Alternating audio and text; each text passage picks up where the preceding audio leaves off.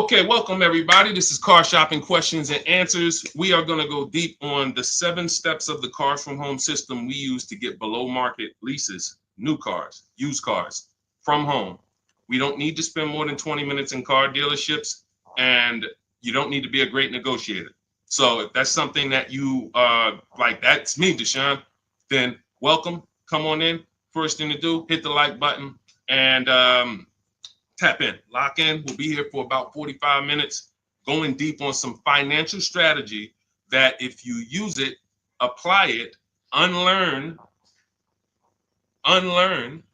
what the car business taught you to do for their benefit, you're going to be better than fine. I just leased a $54,000 Infiniti for $499 a month. I got $8,000 off the price of the car. Sitting at home, 2025. I haven't posted it yet. $8,000 off the price of the car from where I'm sitting at right here. The deal was done from right where I'm sitting at. This is where we want you to be.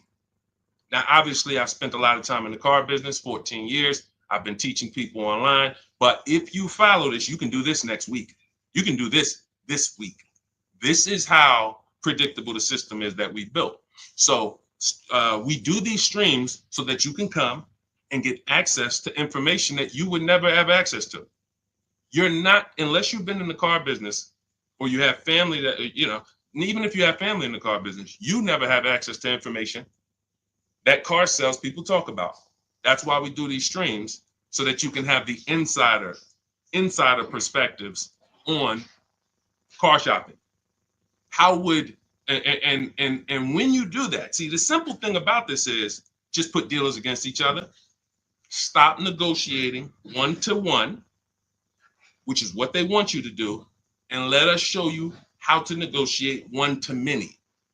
When you start negotiating one-to-many, there's absolutely no way you can overpay, because you have put them against each other, created competition, and they start doing stuff they never would have did, like taking off big money because somebody wants to win.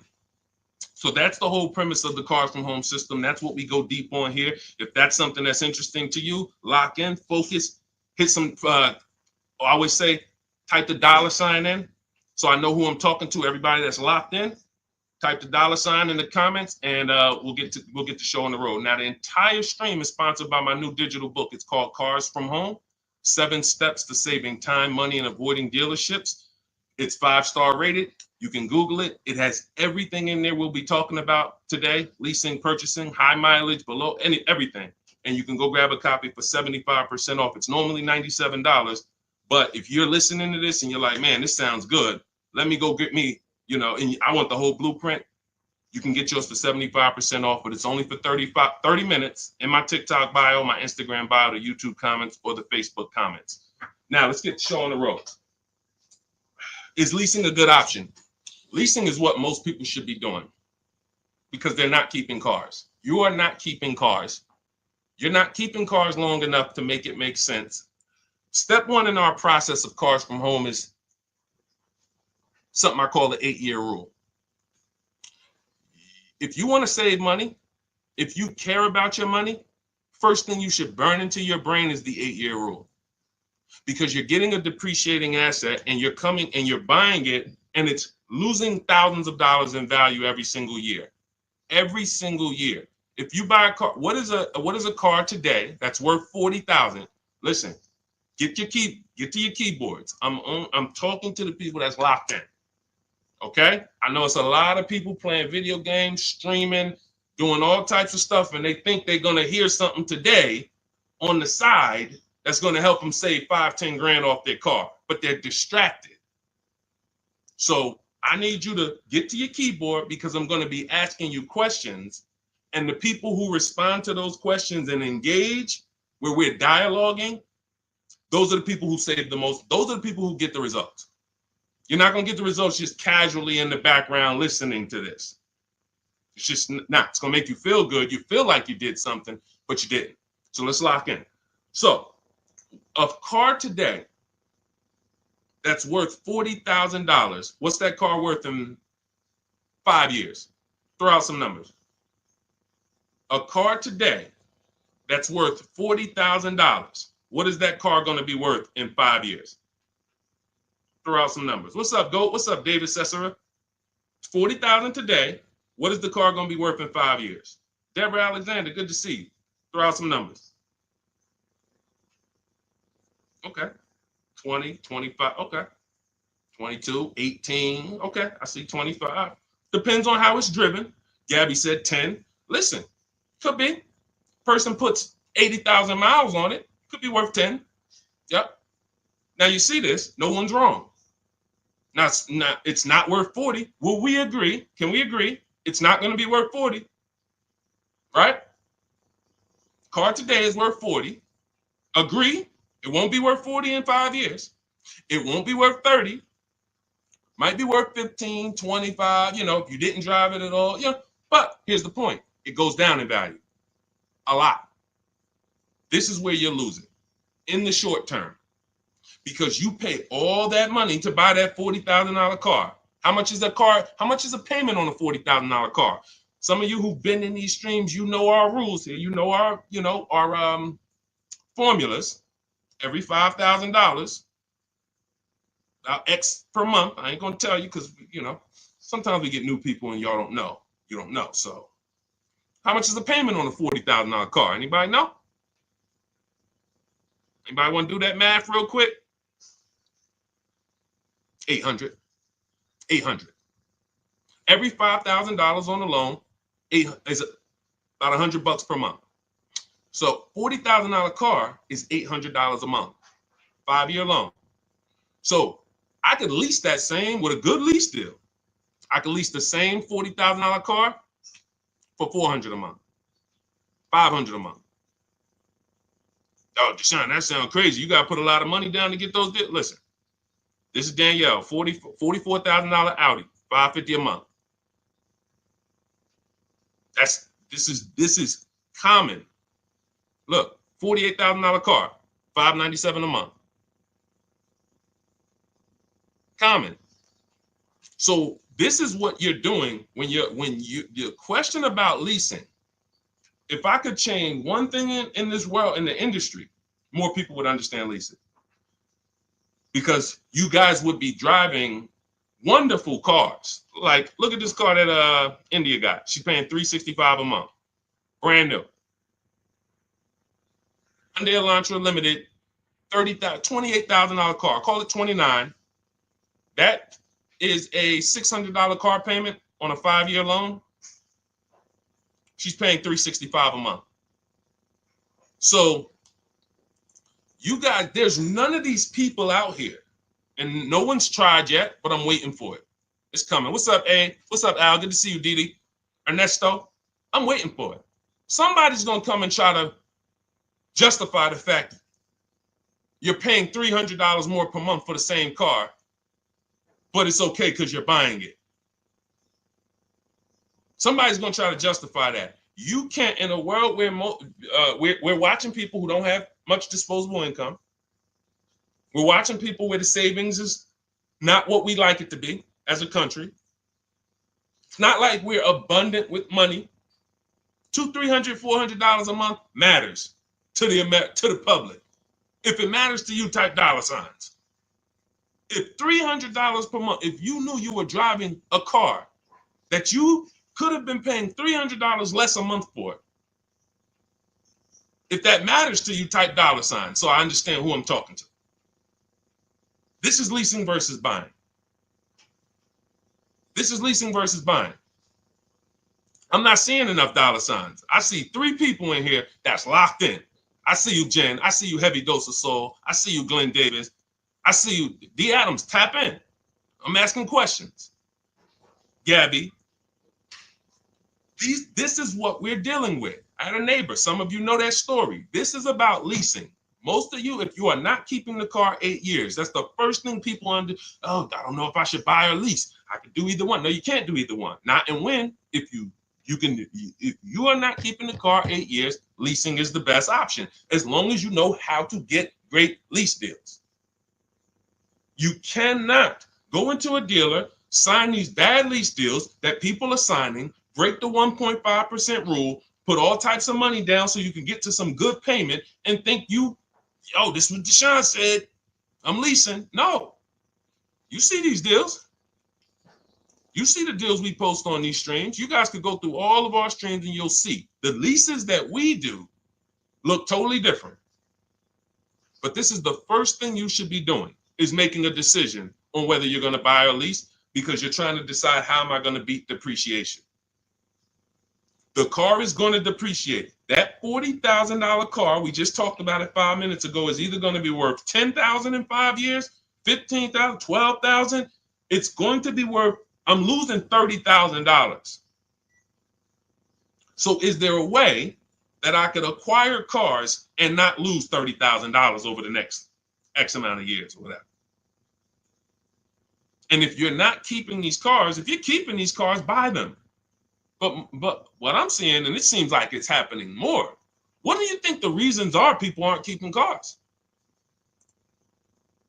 What do you think the reasons are? I mean, we got Crying Tiger, we got, listen, I'm interested. Jesus, Rochin, Richard, I'm not talking to people that's keeping cars 8 to 10 years much. This is such a small number.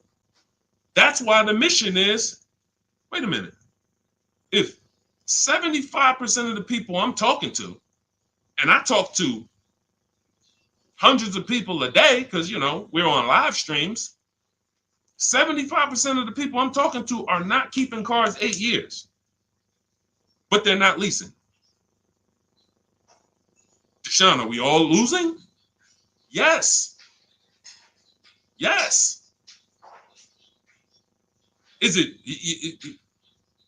what do you think I'm on here for, trying to break these numbers down and show y'all what these lease prices look like, and show you people are driving brand new cars, because when you lease, you drive brand new cars. 2024, 2025, 2026, you're driving the latest car. You're paying very small amounts compared to purchasers. But this is for people who don't keep their cars 8 years. If you keep your cars 8 years, go and buy the car. Buy something you love. But what I'm finding out more and more is people are not keeping them. Why aren't they? Cars are not lasting. Cost too much to fix. That's a good point. Listen, you just made a good point, Mr. SRL. Things change. The dynamics of cars and how we fix them, how we repair them, how we maintain them have changed. The things that can go wrong used to be the things that went wrong were mechanical. Now some things that are going wrong are electrical. Your mechanic used to be able to fix the things that were mechanical. That's why he's called a mechanic. You can't fix things that's electrical. It's got to be a technician. Different. So people say, oh, well, if that's the case, I'm not keeping my car 8 years. That's a reason. Oh, I used to be a buyer. I used to buy my cars, keep them 8, 10 years, put 200,000 miles on them. I'm not doing that anymore. I need to move to leasing. But what you can't do is keep buying and get rid of the cars in 5 years and not count the cost. You're losing $5,000 minimum. $5,000 minimum. Just look at the payments alone. All right, we go much deeper in this on my book. And you know why we don't need to go deep? We compare. That's all. I don't need to beat a subject into your head like we're in college. That's why all we do is show you the comparisons. That's all we do. If what I'm showing you here is not shocking you, then me taking you and showing you the dynamics of a lease ain't gonna do it. If you're looking at somebody like Ansley, this deal I love, similar to what I got. He got an Infiniti QX60, $58,000. He's paying $554 a month. I got an Infiniti QX60. I'm paying $499 a month. I put $1,200 out of pocket, paying $499 a month. If these payments don't excite you, then you're too programmed. Because who has this vehicle? We got anybody on here that has this vehicle? We got anybody on here that has a QX60? Because I got 3 people on here right now that I can show you that got them. Me, Ansley, and Rosalie. Where's Rosalie? And Rosalie. Anybody have a QX60? I guarantee you I ain't paying this. And see, that's the part where it's like, let me open my eyes and listen. The leasing issue is the issue. It's the first issue, y'all. It's the first issue. If you hop off these streams and you're not keeping your cars 8 years and you still keep purchasing them, and you have the credit to lease, you got a 680 or above, you just don't like money. In fact, you hate money. You like giving it away. That's how bad it is. All right, let's go. We'll go deeper on that. Anybody has a follow-up question? I know all types of questions. Don't they limit you on lease mileage? Whatever y'all want to ask, we'll talk about it. But I'll answer the questions as people ask them. Go ahead. Go ahead, Dolan. Do the leasing numbers work when we're driving more miles, though? Curious. Oh, that's a question I just knew was coming. Absolutely. Because leasing is not based on how much you drive. It's based on how long you keep the car. It's based on depreciation. So you're looking at 3 years, 12,000 miles. If you bought the car, see, I always say a car goes down in value like this. Your car is going to go down in value like this. It's like a sliding board. Every time when y'all think of the numbers for cars, because I want to get you out of this, they programmed you. They have programmed you to focus on what you're buying, not what you're paying. I'm going to say that again. That was a bar. They have programmed you to focus on what you're buying, not what you're paying. You're more excited about the car than the deal. We got to move into being excited about the deal. So this is what I want you to think of whenever you think of a car. What is that, John? This is the loss of value. Your car is worth this today. It's going to be worth this in 3 years. Now, that money, look at the people who lost money on Tesla. It's coming back now because politics have come in and legislation. So, there's legislation that came in and created Tesla. There's legislation that came in and saved Tesla or made Tesla more valuable. But prior to this, Tesla was losing value worse than almost any other car. So you bought a Tesla for 50 grand, forget it. That Tesla was worth, it was so bad. So bad. They had to get, so if you own that car and you paid cash for that car, you couldn't even trade it. Imagine paying 50 grand for a car and then you go and trade it in 2 years and they tell you it's only worth 20. Like what? That's depreciation. The more you drive, the more you depreciate the car. So when you drive like this, people say, well, Deshaun, I shouldn't lease because I drive too much. No, you got to realize this. If this is your normal depreciation, somebody like you, Deshaun, I'm driving 20,000 miles a year. You're depreciating your car even more. And so God comes in when I worked at Hyundai. He was the first person that I ever saw that had a high mileage lease. First person I ever saw. I see you. Shout out to Only B. Thanks for sharing. Appreciate everybody who shares. When I never seen it before. Guy comes in, he's returning his lease. He has like 72,000 miles on his Hyundai. I'm like, wait a minute. You leased this? He's like, yeah, I'm in sales. I used to buy my cars. I just was spending a ton of money. And, I started leasing, never doing anything different. So I got to see this. So I'm doing this paperwork to return. I look, his payment is not even $200 more per month than the normal, let's say a normal Hyundai Sonata, great deal back then, might have been $300 a month, $325.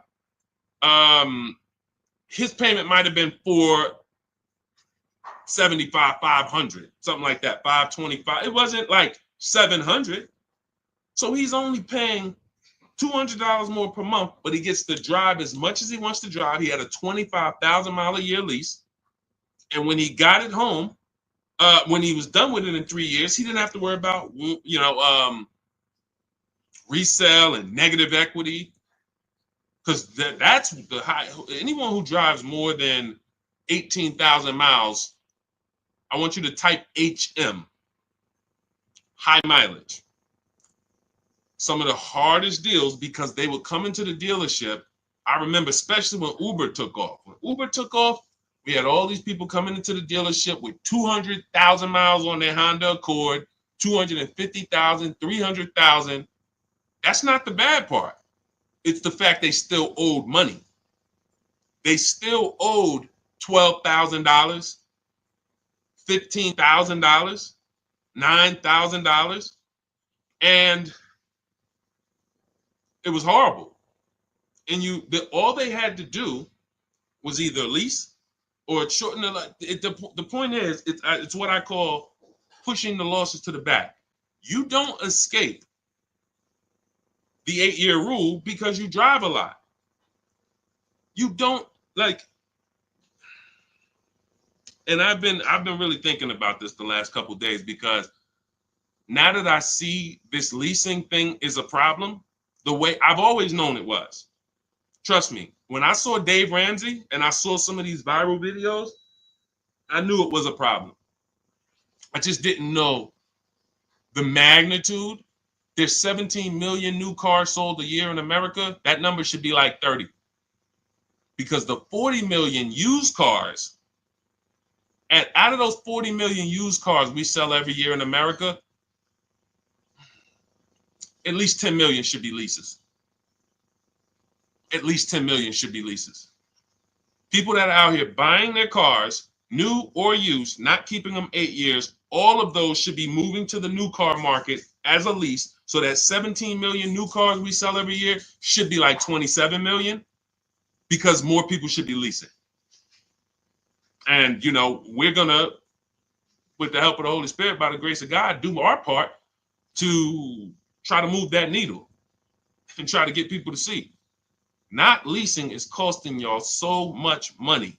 We can't even get to the negotiations yet. We've been on this train 20, 22, 23 minutes. We can't even get to negotiations yet, because I got to hit this again hard. I want people realizing, like my neighbor realized, he had a Kia Telluride. He was paying $800 a month for it. His wife totaled the car. She had an accident. The car got totaled. He caught the 8-year rule. He knows we teach the 8-year rule. And he said, listen, Deshaun, I noticed this 8-year rule you teach. I'm not keeping this next car 8 years. So I'm thinking I should be shopping for a lease. I said, exactly. He said, okay, I'm going to use the system. He uses our system, shops 25 dealers. I teach you how to shop 25 dealers in 20 minutes. So for a new car or a lease, we have a different system for used cars, but he uses our system. His payment's $479 on his brand new Kia Telluride. Let me ask you a question. What do you think he thinks, going from having a car that he had for 2 years, he was paying $800 a month for it, to getting the exact same car in his driveway, and he's paying $479 a month for it? What do you think he thinks? You think he's sold on leasing? You think he's sold? Do you think he needs any convincing when he literally looks out his window, he sees a truck, same truck was costing him $800 a month, and he's a negotiator. So he's not a guy who just went in and laid down. He's a negotiator. He's paying $800 a month, changes his structure, is still able to drive what he wants, and now he's paying $479 a month. It's not a question. It's not even a question. All right. So we've established, if you're not keeping your cars 8 years, you should be shopping for a below market lease, not a regular lease, below market lease. That means you can't pay everything. You can't pay what the commercials say to pay.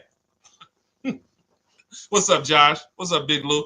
You can't pay what the commercials say to pay. It's not a deal.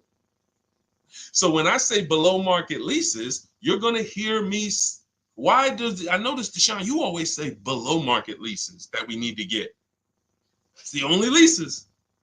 If you go out there and you pay the prices, what's up, Angel? You pay the same prices that they're charging the most of your fellow Americans, then yeah, nothing that I say is gonna make sense because they're charging y'all so much for these leases you don't know how to get. There's some people, you know how bad it is. Every now and then I'll hear somebody, they'll DM me and say, Deshaun, I was trying to lease at the dealership. They told me that I should just buy the car because the payment to buy is going to be pretty much the same to lease. That's it, because you're getting a horrible deal. Hey, tell me I'm getting a horrible deal without telling me I'm getting a horrible deal. Payment to buy is the same to lease. I'm charging you so much money on this lease that the payment to purchase it is about the same. So why don't you just purchase it? So we can't compare deals that they put on commercials to what we're talking about here. You can't compare none of that with down payment money. You see Ansley, no down payment. He got a 1% lease. And for those of you who don't know what a 1% lease is, that means you look at a brand new car, and after you get your best offer, it's 1% of the MSRP. That's a 1% lease. You're looking at a $40,000 car, you get all your offers, $400 a month, you make your deal, or less. That's a 1% lease. $80,000 BMW, $800 a month, or less, 1% lease. So I always say, you can't get a 1% lease without having a great system to make sure you find a dealer to take off the most money, but you also need the lease program to be there. So depending on the lease program, your lease is either going to be a 1.5, that's the threshold. See, no, you know how many people didn't know that they had bad lease deals until that's the reason we created the 1.5% rule. Add up all the payments. So it's about knowing two things. If I'm not buying a car, if I'm not keeping a car 8 years, I should be shopping for a lease. And once I made that decision, now I need to get a below market deal. And it's the same to you purchasers. You just because you're purchasing don't mean you can go out here and you can pay these prices they're charging people. I got $8,000 off the Infiniti that I just got. I could have purchased that. You do realize that.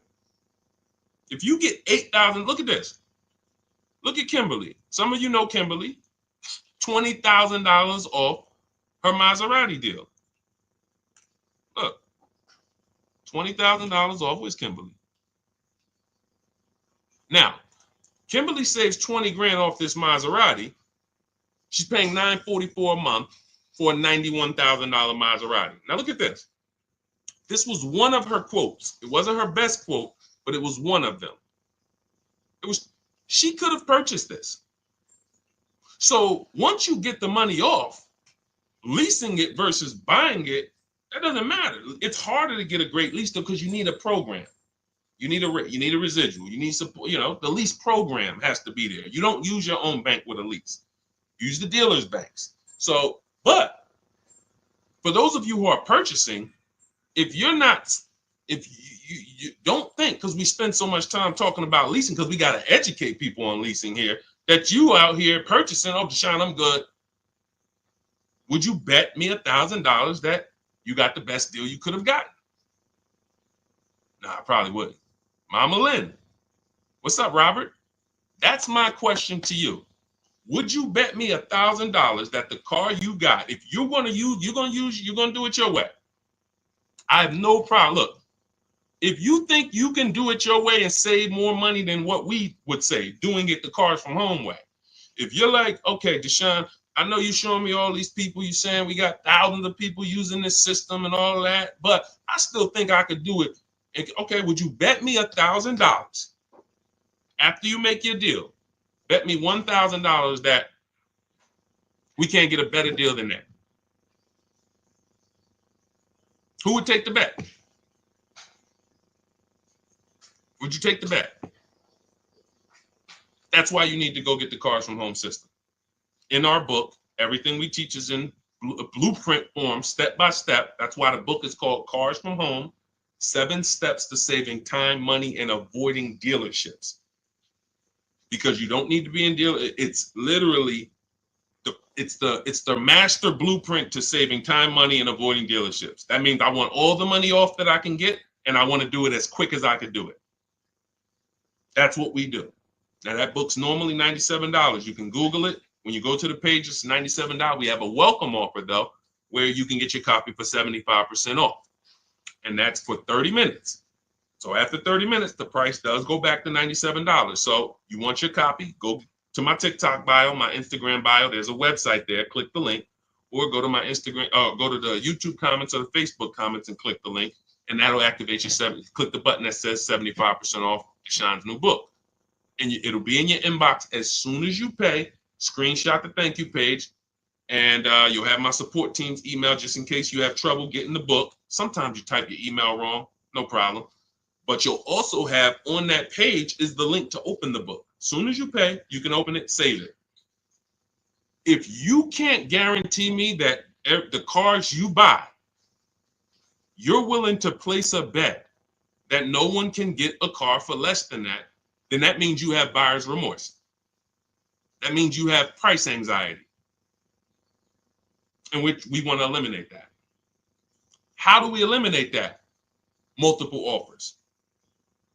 It's the simplest prescription for your problem. Deshaun, I'm worried, man. I'm worried I'm going to get scammed. Multiple offers. Deshaun, I'm worried I'm going to overpay. Multiple offers. It's the solution. Now, you may not know how to do that, and that's where Cars from Home comes in. We believe we have, until someone else can prove us wrong or show more result than us, we have the best system in the world for multiple offers on new cars, used cars, and leases. That's what we're known for.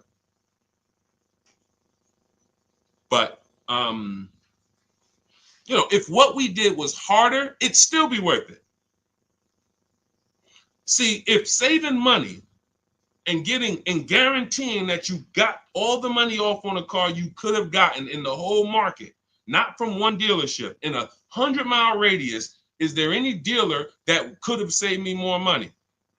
If the answer is no, whatever I need to do to guarantee that, it would be worth it. If I had to take 12 hours, 20 hours to guarantee that when I got my car, I didn't overspend. I could have saved $5,000 if I did that. I need to guarantee that. Even if it was hard, I would still do it. Financially savvy people would still do it. If there was a way for you to make sure you did not overpay for a car, but it took a lot of time, financially savvy people who care about their money would still do it. I'm telling you, we got a system where not only is our system guaranteeing we're paying less than everyone else, not only the things I'm teaching you to get multiple offers from dealerships, guaranteeing it's quicker too. I got this Infiniti lease. It took me 90 minutes from front to back. Now I'm an expert. I'll admit that. I'm in the car business. Deshaun, of course, you've been in the car business. You're the teacher. Of course, you could do it in 90 minutes. Okay, but you could do it in 3 hours. Over a week, 2 weeks, maybe 3 hours, 4, put it in, boom. I saved thousands of dollars from my living room. And next time you get the car, it's not going to be 3 hours. It's going to be 2. And then the next time you get your family a car, it's going to be 90 minutes. And next thing you know, you're just as good as me and everybody who's been using our stuff for years.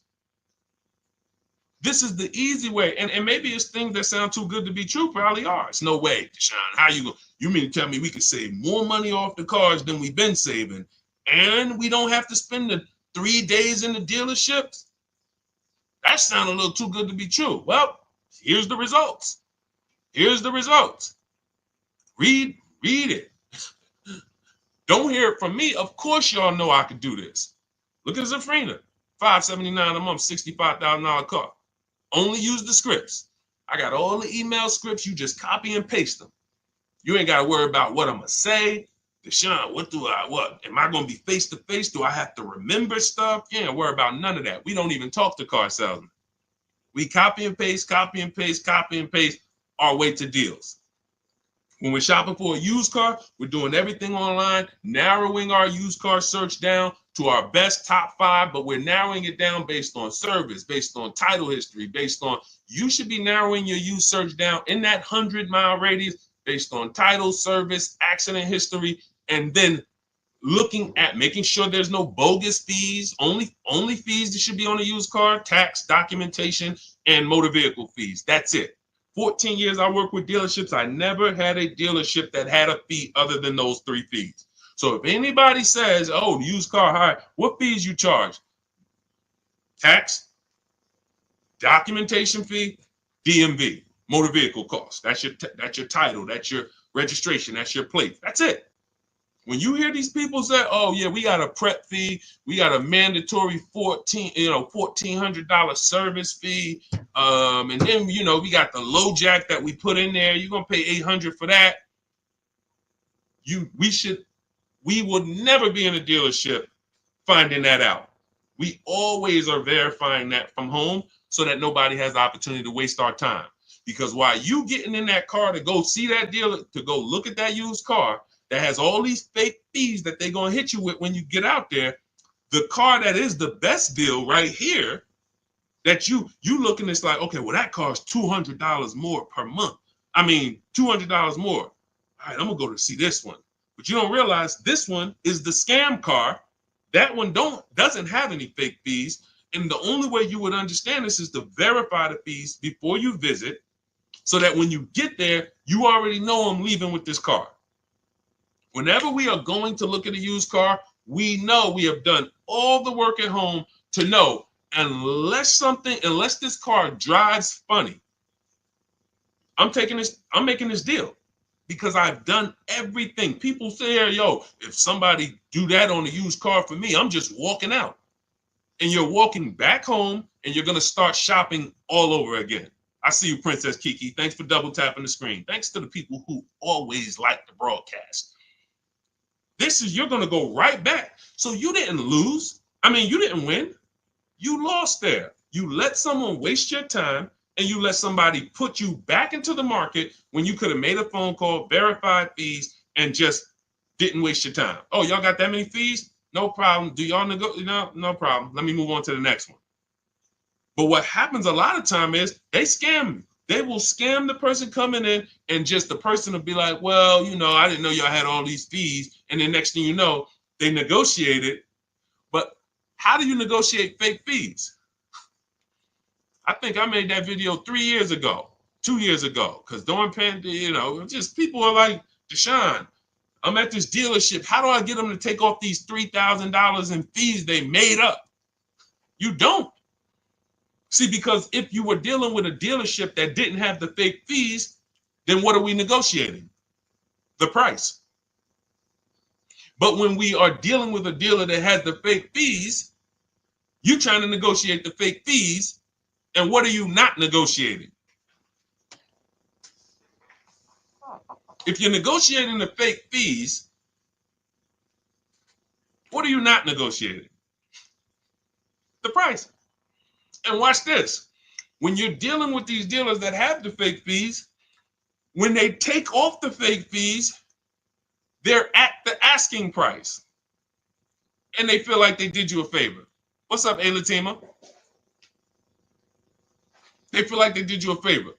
If you will go, if there's a $20,000 car, and they say, all right, we want 20 grand for this car.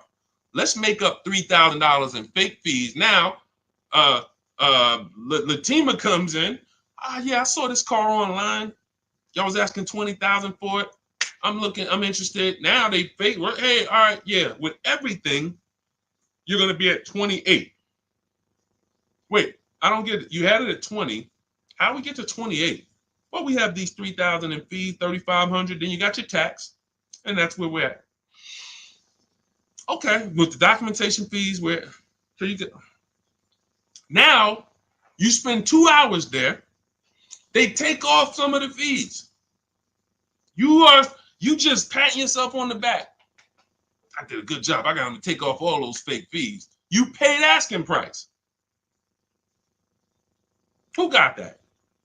Who's clear on that? Who's clear on that? You went in, you spent 2 to 3 hours negotiating to get the fake fees off, to get it down to the asking price, and you felt like you won. You did not win. You paid the asking price. These are the illusions. And unfortunately, that's the car business. For people who don't know what they're doing, unfortunately, we never deal with that. You see what I'm saying? I just laid out exactly what we do to make sure we never encounter that. Now, as much as I've laid that out in social media videos and streams and all types of stuff, the car business, no. It's a bunch of people don't know who the heck I am. Bunch of people here, your friends out there shopping right now, you ain't shared a broadcast with them. You never shared my page with them. You know, I ain't talking to the community. I'm not talking to the community. I know the community, the people who always like, who always share. I'm talking to people who like you getting the information, and you know you got a best friend. You know you have a best friend. You've been on the stream for 30, 40 minutes with us, and you ain't share that with them. And they're going to be in that dealership tomorrow or next week or next month, and they're going to pay $3,000 in fake fees. And that's why the car dealers keep doing it. That's the point. See, it ain't about me. Oh, Deshaun, man, you know, you just want us to tell people about. No. You asking, people have asked, Deshaun, when the car business going to change? Everything you say, Deshaun, it just sounds like the car business. Why do they allow this? When are they going to change? They're going to change when you change. That's when the car business will change. When we were there, we'd have appointments all the way up through the week. On a big President's Day sale, Labor Day sale, holiday, how many appointments we got? 300? On that weekend. Over that weekend, we might have 300 to 400 appointments on a Friday, Saturday, and Monday. When those appointments go from 300 to 200, 200 to 150, that's when people start worrying. That's when the car business will stop doing what they're doing. But as long as you, and as long as your friends, your family keep walking in those dealerships and saying, get me the best deal you can get me, ain't nothing changing in the car business. It's only going to be the small community of people who know what they're doing, who are wise. And when I say small, you know, our community is just off the people I know who have access to our information, the Cars from Home book, or either the Cars from Home. You know, I coach people too. We have a video program where we walk you through step-by-step videos. That's about 12,000, 13,000 people. That's nothing compared to the fact, I just told y'all 50 million people a year buy cars. So our little, you know, praise the Lord. We are very, very, very fortunate and blessed that we get to impact people's lives. And we have, you know, we built a brand that has helped do it. But in terms of the market size, it's not even 1/10 of one. It's probably 1/10 of 100 of 1%. It's nothing. So you got 50 million people a year walking in the dealerships, want to do things traditionally, and just that's why they keep that multi-billion-dollar machine just rolling. Shared with my bro-in-law last week. Thank you so much, JC. I appreciate it. I appreciate it. We got to save our people. There is no one out here who is going to be in your corner when you overpay for your car. Ain't nothing you could do. You ain't seeing nobody suing dealerships. It's not happening. Let's stop it. You know, oh, I think I got a lemon law, whatever it may be. No one cares. It is buyer beware with cars. And that is why we take this so seriously, because we know once you make this decision, there's no one who's going to help you. If you make a bad decision, I remember I was at Mercedes and a person walked into the dealership and he was pissed off because he has a neighbor who is paying. Hang on one second. He has a neighbor that he knows, or somebody he went to dinner with, same E-Class, same car, $200 a month less than him. He was pissed off. $200 a month less. Went out to dinner. Hey, man, I got the same car. Where'd you get it from? I got it over there at Paramus. Me too. Same car. They knew each other. They both leased it, in this particular case, his payment was $200 a month less than his. That's about $8,000 difference. That means this guy here, could be about 10. It's about 10. About 10. So that means you have two people, same market, bought the same exact car, similar price car. One of them got $10,000 more off than this one. When they found out, he was pissed. Nothing he can do. I'm never buying here again. That still doesn't change the fact you're $10,000 poorer because you didn't know what you were doing. You didn't have the skills to know that the market price on this car is a $10,000 discount. It's $10,000 less. And that's what's happening. The car business is they've mastered making you think you win. So that's it. That's why we want you to have the strategies so that you can proactively move through your car purchase. It's your agenda. You don't have to worry about your plan.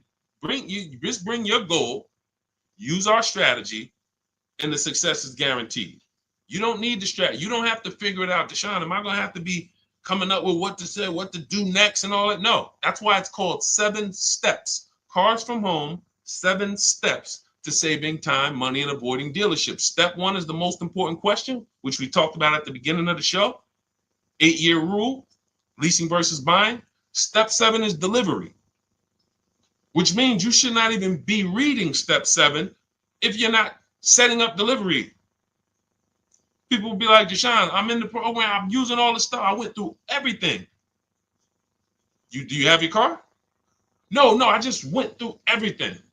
Okay, so you weren't doing the action steps? Like when I said, go on this website, put this information in, get this value. Did you do that? No, I was just reading everything. Okay, say that then. Because the way that our system is set up is, hey, Javon, what's going on? Yeah, Deshaun, I need a car. What's the first step I should do? How many years you keeping it? I'm going to keep about 10 years. I keep my cars, at least 10 years. Okay, so we're going to purchase. Okay, do you have a vehicle you're replacing? See, that was step 1.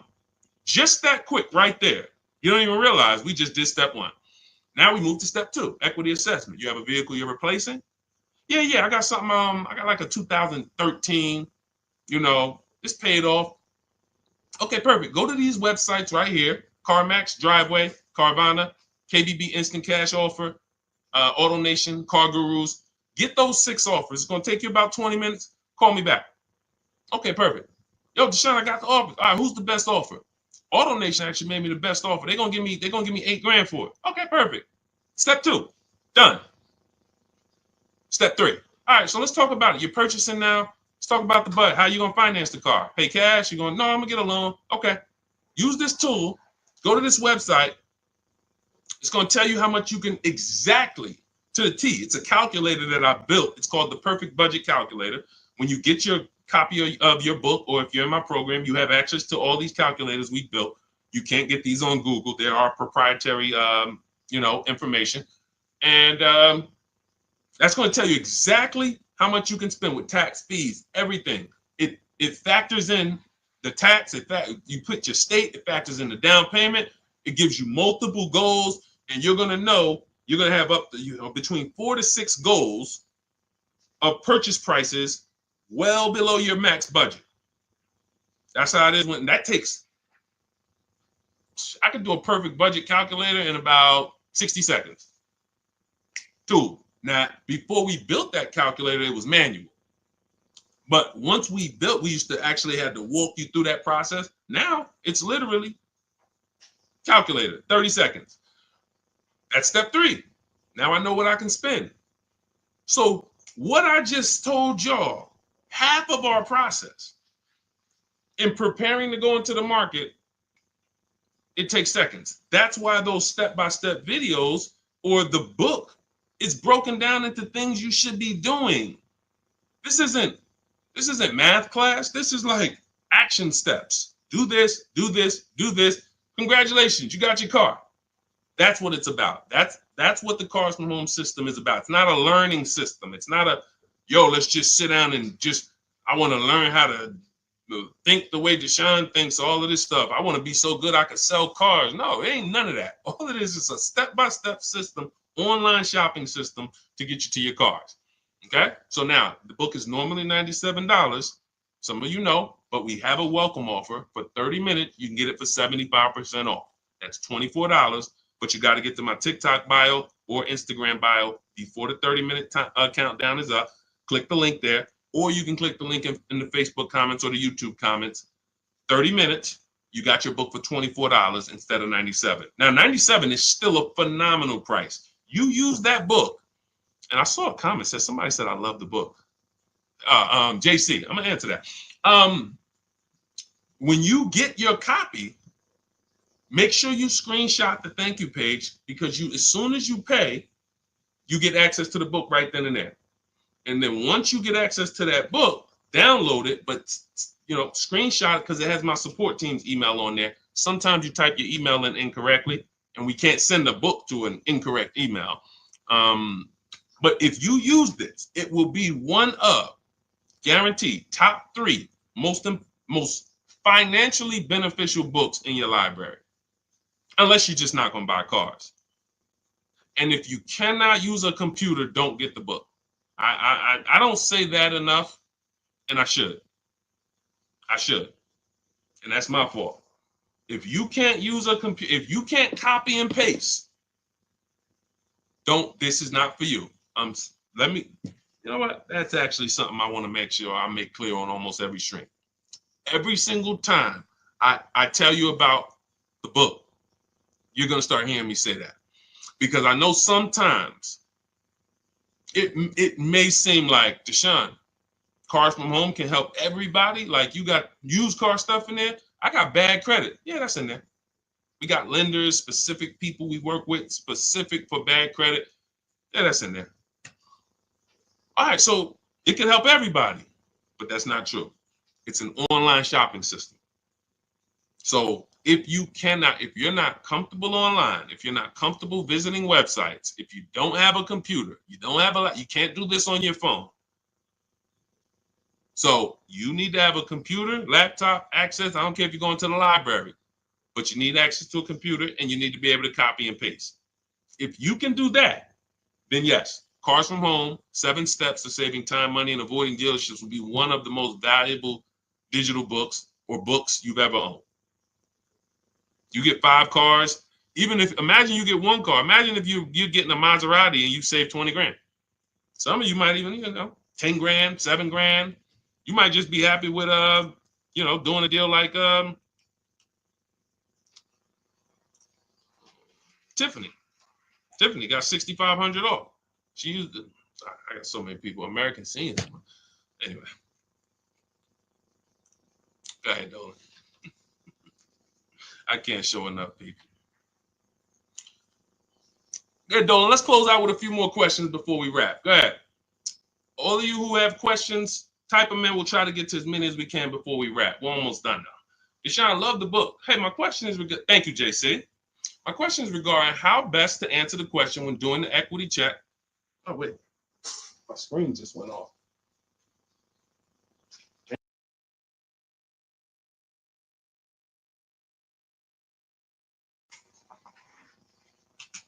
Why did my screen just go off? All right. Sorry about that. All right. We'll just finish it I don't want, because I'm going to have to keep looking to the side. Hang on 1 second. One of my monitors just went off.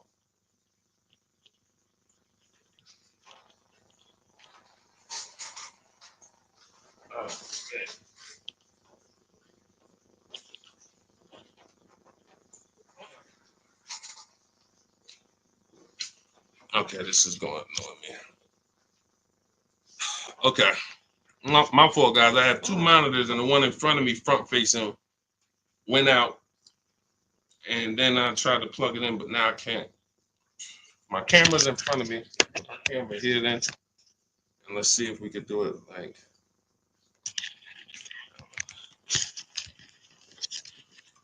All right, so I'll face TikTok. Put it like that.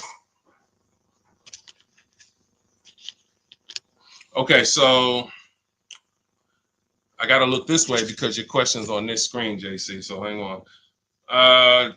When doing the equity check on the car buyer sites, when they ask if I have a loan, lease, or own, I always put own. because there's nothing, none of those other questions should affect the value of the car. So even if if you tell me my car is worth 15, then I call and I want to set my appointment up, and then you find out I have a loan for 10, then that shouldn't matter. That shouldn't matter at all. How does that change the value of my vehicle? And why I really put own is because on leases, they have something in the way they do leases where they don't know which lease brands allow them to, which lease brands have a third party restriction. There's two ways we sell leases. We're either going to sell them direct to the highest bidder, or if it has a third party restriction, then we're getting dealers to bid, because they will not let you sell directly to Carvana or CarMax, but you can have dealers bid. And I have a system, I have a strategy in my book and a script where we talk to a used car manager, we get multiple offers, and we'll get our equity that way. But a lot of people, that's where they give up on their equity, when they have a third party restriction. But JC, to answer your question, that just put own, but that's why those forms can be a little tricky. And I think we avoid everything by just putting own. Tell me what the car is worth. If I owned it outright, what's your offer? Makes it very, very simple. Go ahead, Dolan. Okay, what's the best strategy for someone with bad credit and need a vehicle? What a pre-owned vehicle but be ideal, or a new one? I want to be able to keep it over 6 years. Or over 6 is not over 8. So I would say if you are going to keep it for over 6 years, then you should not be purchasing. You shouldn't plan to purchase long term. You should plan to set yourself up for a lease. What's up, Moses? What's up, Seth? That's what you should be doing. Plan to set yourself up for a lease, because it has to be 8 years. See, I think sometimes, and I'm gonna start saying 8 to 10, but I'm not gonna call it the 8 to 10 year rule, because that just doesn't have the same ring to it. It's the 8-year rule, but I'm gonna start saying 8 to 10. If you're not keeping your car 8 to 10 years, you shouldn't be purchasing. If you're purchasing, you're overpaying. You should be shopping for below market leases. What's up, Seth? What's up, WM? And the reason I'm saying 8 to 10, because I think some people, they'll say, well, I'm keeping it 6, 7. So I think that's close enough. No, it's not. It's not. It's 8 minimum. Minimum is 8. The minimum is 8. And so if I had bad credit and all right, I'm not keeping my car 8 years, I'm trying to set myself up for a lease. So what am I going to do? Get an inexpensive car. I have a strategy in my book we call the smart car, where we're only looking to get an inexpensive car that we can drive, $10,000, $12,000 loan that we can, because that's going to be affordable. It's going to be about a $250 a month payment. And we need to establish that payment history, because nothing gets you approved for a lease like on-time payments on a car. If the bank sees you've been paying $250 a month for 2 years straight, when you go to jump up on a car to a $400 payment, it matters. So credit score and car payment history make a huge difference in getting approved. That's the smart car strategy. That's in the book. That's in the digital book, Cars from Home. So you would be setting if you have bad credit, you're either going to buy for the long term and then refinance the loan when your credit's good. Welcome, Lamont. I see you. Welcome to the community. Thank you for the follow. When you have bad credit, I'm either going to, let's just say I'm a keeper. I'm not a lease person. I do not plan on I'm keeping my cars 8 to 10 years or more. So I'm not shopping for a lease at all, but I don't have the credit.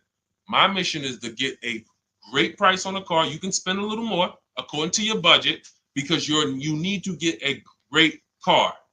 You're going to pay more for the loan. That's normal.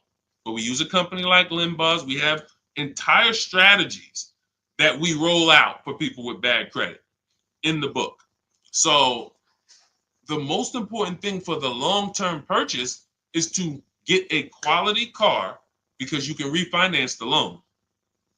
You can't change the car. So if I got a nice car, well taken care of, I verified that it had great service records, great accident history. I verified it's a long-term car. It's a car that's known for going 200, 300,000 miles. We verify that in step 4 of my book. I have a quick thing we do, takes 5 minutes. We go to Google and we type in initial quality, reliability, longevity. And we do that we do 3 of those searches. And we make sure that the car we're looking for, some of the cars you're looking for, they're known for the transmission going out at 90,000 miles. Don't you think that's important to know? Some of you right now are looking at cars, you're looking at used cars with 80,000 miles on them, and you don't realize that that car is known for having transmission problems at 90 to 100,000 miles. That could be why the person dumped it. Because they know if I keep it here, as long as I get rid of it before 80,000 miles, I'm usually okay. Now they dump it off to a person who does not know how to verify that that car has bad DNA, and they're going to buy it. And then they wonder, oh, the dealership scammed me. Man, I got that car, man, the transmission went out on me in 6 months. But you could have done the step that we teach, verified that for yourself, and said, wait, this car is known for nothing. This car got about 10,000 miles before the data says transmission could start slipping. I think I'm gonna look for something else. You see what I'm saying? These are the things. So I'm doing that if I'm a long-term purchaser, bad credit, because I'm gonna get an incredible car, I'm gonna pay a great price for it, and I'm gonna pay a high interest. That's the only thing I'm gonna pay a high price on is my interest. I'm going to get a great price on that car. And that's where bad credit people, and that's where personally, a lot of people with good credit, you get confused because you're confusing the monthly payment with the price of the car. You're confusing the deal with the price of the car. I could have a 20% interest rate because I have bad credit, but I got a great price on this car. Look, watch this. And I'm gonna give you an example to really end this. If I got bad credit and I walk into a dealership and they're having a going out of business sale, we're going out of business. Everything's 50% off today. What, everything? Every car in the showroom, 50% off. Really? Wow, that's interesting. I'll take this one right here. It was 40, but I can get it for 20. Yep. Okay. Let's write it up. Everybody agree that's a great deal? Would everyone agree that's a great price for a car? 50% off. But we go into a dealership. Can you agree? Type agree. Because this is a big point we want to make about how these things relate. Especially for some of you you don't have good credit. You need to detach your loan from your car. Okay? So we agree. Okay, I see you, Tina. I see you, Joe. I see you, Danny. I see you, Gabby. Thank you to the engaged people. I'm always look. I love the engaged people, man. Yo, because I gotta tap people and tell them like you ain't gonna save 10, 15 grand off no car work on China. You playing video games while we talking money over here. Like I'm getting the information. I hear you, bro. No, you don't. So we agree, 50% off, going out of business sale. All right, so I got this car. It was 40. I'm paying 20 for it, brand new car, but I need a loan. I'm gonna call up some banks. Hey, what's your credit? 500. But I need a loan on this car. All right, well, what kind of car is it? Well, it's brand new. It's brand new car. It's $20,000 loan I need. When they see the value of the car is 40 something, they say, what? This is an incredible deal. But I have bad news for you, though. I mean, we could approve you, but it's going to be 22% interest because you have just a lot of derogatories. You got a lot of, no problem. Now, I would search multiple lenders, but once this is the beautiful part. Close my deal at the 22%, get the best interest I could get. It's going to be high because I have bad credit, but I got a great price on the car. That is the difference. Because as soon as my credit is good, because I'm going to work on it, A year later, 18 months later, now I got a 690, 700, 710. I'm refinancing and I'm in a 6% loan and I'm chilling. I got an incredible deal on my car. Now I got the loan to match the deal and it's a wrap. Type dollar signs if you understood that. Type a dollar sign if you understood that. That is the separation of the price of the car from the loan. If you have bad credit, that's how it works in any case. But for bad credit, that is how you need to be looking at it. Just because I'm seeing dollar signs. Did y'all not? What about that wasn't clear? Tell me what about that, y'all. We need to go back over again. Tell me what about that we need to go back in. Okay, thank you, JC. Thank you, Gabby. Thank you, BB. Okay, Jason. Thank you. Okay. We're seeing some dollar signs. So, all right. That's the name of the game. You get half off a car, half price, incredible deal. I got a car, it was a going out of business sale, but I got a 500 credit score. So on that price, I got to pay, when I got my loan, I got to pay 22%. So I got a bad loan because I got bad credit. Great price on the car, though. That is how you need to move. And when you get there, that means you've separated. There's I call this 3 pillars of great car deals. 3 pillars of great car deals. Who you buy your car from, who you get your loan from, who you sell your old car to. Only way, you got to get a great deal, all 3. That's why when you go in and you buy a car from a dealer, you get a loan from them, and you trade your car into them, you might not realize you just gave them 3 transactions. So if that's you, I'm sorry. I'm the bad news first person, but you're getting bad deals. You can't get good deals mixing 3 transactions together because you're not shopping any of them. You're not bidding out any of them. We bid out all of them. Whenever you buy a car, you give a dealership a transaction. When you trade your car into them, which we don't like to use that word because what you're actually doing is selling your car to them, that's a transaction. And when you allow them to get you your loan, that's a transaction. So those 3 transactions, you should be bidding out. In the Cars from Home system, what we teach you in our digital book, 7 Steps to Saving Time, Money, and Avoiding Dealership, what you learn, for those of you who want to work with me and shop together, you can hit the button that says Shop With Me. And when you go to our bios or go to the links in the comments, and you will see that you can bid out every single thing. So when you get the people who I can guarantee you're not getting good deals are the people who you're giving the dealers multiple transactions at one time, which means they have negotiating money from your old car. They got money to play with from your loan. They got money to play with from the car you're buying. They got 3 pools of money to move around and play with, move money from here to here, do a 3-card Monty where, all right, I'm going to show you this on your trade-in, but it's really coming from this. You're giving them 3 transactions. We have to separate, break from that, and start to bid out each one. I'm bidding out my loan. When you get the digital book or if you're in our course, you understand the bank bidding war. Credit bureaus allow you to have multiple lenders access your credit in a short period of time. Great shopping. We do it in 48 hours, 24, 48 hours. I named the people we sell our cars to. We get bids. We don't trade. We sell our cars to cash buyers, big companies that cut checks. And then we bid out our car purchase. Whenever we're looking for a used car, we turn the entire marketplace, 100, 200 miles, into one big marketplace for us. And whenever we shop for new cars and leases, we contact 25 dealers to get 5 offers. We do it all online. This is all multiple offers. And when I tell you, this stuff takes minutes to do. So by the time you go to a dealership, get in your car, go to the dealership, we already done made deals.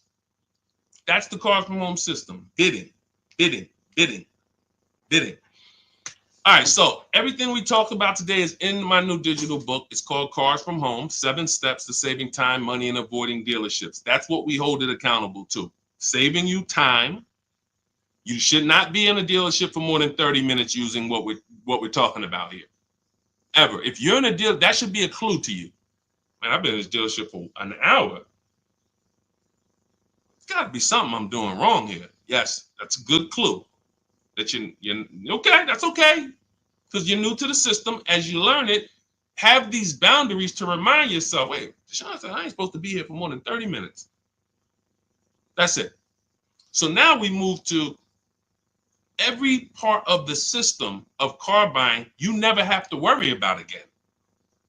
You literally, when you come to Cars from Home, you grab your digital book, you no longer need to come up with plans on how you're going to get great car deals, or how you're even going to get a car, or how you're even going to, you don't have to be anxious anymore because you actually have a plan written by a former car salesman who's been a manager, who knows the ins and outs of the car business. So you're following a plan written by an insider of how to work with the people inside. And I'm no longer inside, so I don't have a vested interest with if I was trying to coach you while I still was working for Mercedes, it's certain things I can't say because I can't teach you how to bid against, it's certain, I can never write that book being in the industry. But outside of the industry, for sure. Competition is how you're going to save prices, and that's how we're going to save time. Competition. And I want to end with this, because some of you tend to overthink. You're overthinking. Everything we're teaching you to do is to start buying cars and shopping for cars the way you shop for everything else in life. If you really consider that the biggest indicator of how different what I've been talking about over the last hour versus how you've been shopping, just look at how you shop for other items on Amazon. Look at how you shop at the grocery store. When you compare, look at how you compare. You're good at it. You can spot a deal on Amazon quick. You have your system. You can go into the supermarket and you have your system for seeing what's the items we're getting this week. You're comparing. Those of us who know how to do things and buy stuff, if we're getting good, we're comparison. It's comparison shopping. Car buying is the only thing that I've seen where we just throw all of that stuff out the window. You let them convince you to throw all of that stuff out the window. You see that blue car there, you're like, oh, I like that blue in there. What could you do on that? Instead of saying, I like that blue one, I wonder how many of those are within 100 miles of me. See the difference? Because cars are cookie cutter. So if I saw a blue car, I'm like, man, I like that. Oh, that's a nice blue Honda Civic. There's 100 of them within 200 miles of me. I need to find the one that's going to be the best price. And that's what we do. That is what we are known for. That is what we hold ourselves accountable to. So if you want everything we teach, grab my new digital book, Cars from Home, 7 Steps to Saving Time, Money, and Avoiding Dealerships. Normally $97, but part of my welcome offer, 30 minutes, you can get it for $24, 75% off. Go to my TikTok bio or my Instagram bio, click the website there, there's a link, or go to the YouTube comments or the Facebook comments, put a link there for you. And when you click that, you'll see a button that says activate 75% off Deshaun's new book. And that's a digital book, so it'll be in your inbox in 5 minutes. You'll be able to use everything we're talking about for the rest of your life. And as I update the book, I update the file. So make sure you keep the original email, because when I do update that book, you go into that email, you open it, you'll see, wow, books looks different. Yeah, we updated. Vroom went out of business a year ago. We had to remove them from the book. If I had 10,000 books in print, they're all worthless. Not even worthless. They're not worthless because there's tons of other value in there. They have an inaccuracy. We have 10,000 books now that now have an inaccuracy because there's companies in there that we get offers from when we sell our car. There's companies in there that Vroom, when we want to shop used cars, but they're out of business now. But the minute they went out of business, we went in, we updated the file, Everyone opened their books. They never saw room again. That's one of the benefits of a digital book. So that'll be in your inbox. You'll have access to all the scripts that you're going to use to talk to the dealer, to email the dealerships, not talk to them. You're going to have access to the templates. You're going to have access to all the calculators that I've built. I believe we have 5 or 6 custom calculators. And just an entire strategy that you no longer have to think. It's all laid out for you. All you have to do is trust the process and unlearn. Don't bring any of the garbage from your or how you were taught to buy cars, lease cars. Leave it at that door. Come here with a blank canvas and just say, Deshaun, I'm depending on this book to show me how to save more money on cars than I have ever saved. If you come like that and just trust the process, be one of the most valuable books you ever had. Thousands and thousands of dollars will stay in your house. Okay, that's what I hold myself accountable to when I was writing it. All right, so grab your copy. For those of you who want to work together, there is a program we have. It's called Shop with Deshaun. You'll see a button there. Not everyone is going to qualify for that. That's why I don't talk too much about that. But if you're interested in seeing if you qualify for that, just go to those same links and just click the button that says Shop with Deshaun. And then you'll be able to dive deeper on the qualifications. That's when we coach together. We do coaching calls twice a month. And we have a private Facebook group. When you guys see me share these pictures from all these people, you're like, where are all these people? They're in my private group, and they're using the exact same system, the 7-step system that you have in Cars from Home, my blueprint. So whether it's just a different learning style. Some of you like do it yourself, go grab the book. Some of you like a community and to do it with you, hit that Shop with Deshaun button. And other than that, this is what we do. I appreciate you guys checking in. Had a lot of fun today. We'll be back for another stream soon. For all of you who got your book, use it. Please email me when you get your deals. Make sure you just shoot me a picture. I sent out a couple emails. You will, we love getting those. Please send me those. All right, and enjoy the rest of your day. God bless you. I'll see you soon.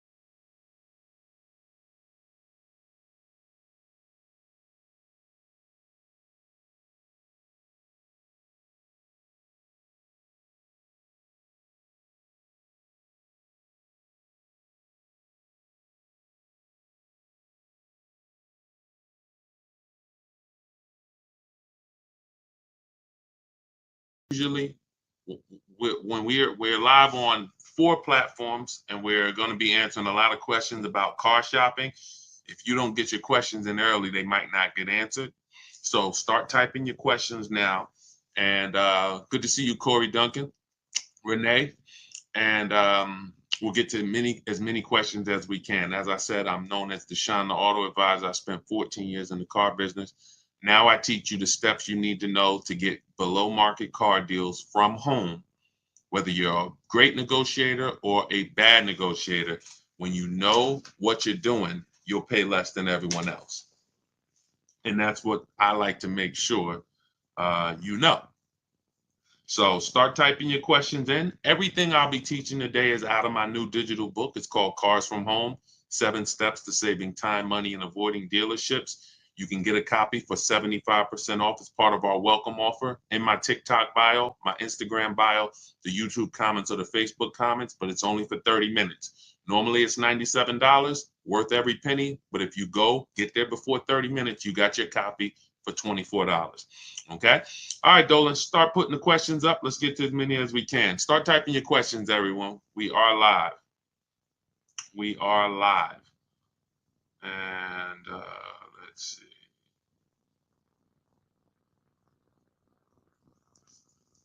Go ahead, Dolan. We're ready for you. Okay, who would you recommend? Oh, that was the one I answered, manually before we came on. I see we got questions coming on Instagram. Yeah, we got a lot of questions coming in. So let's go. We did that one already, Dolan.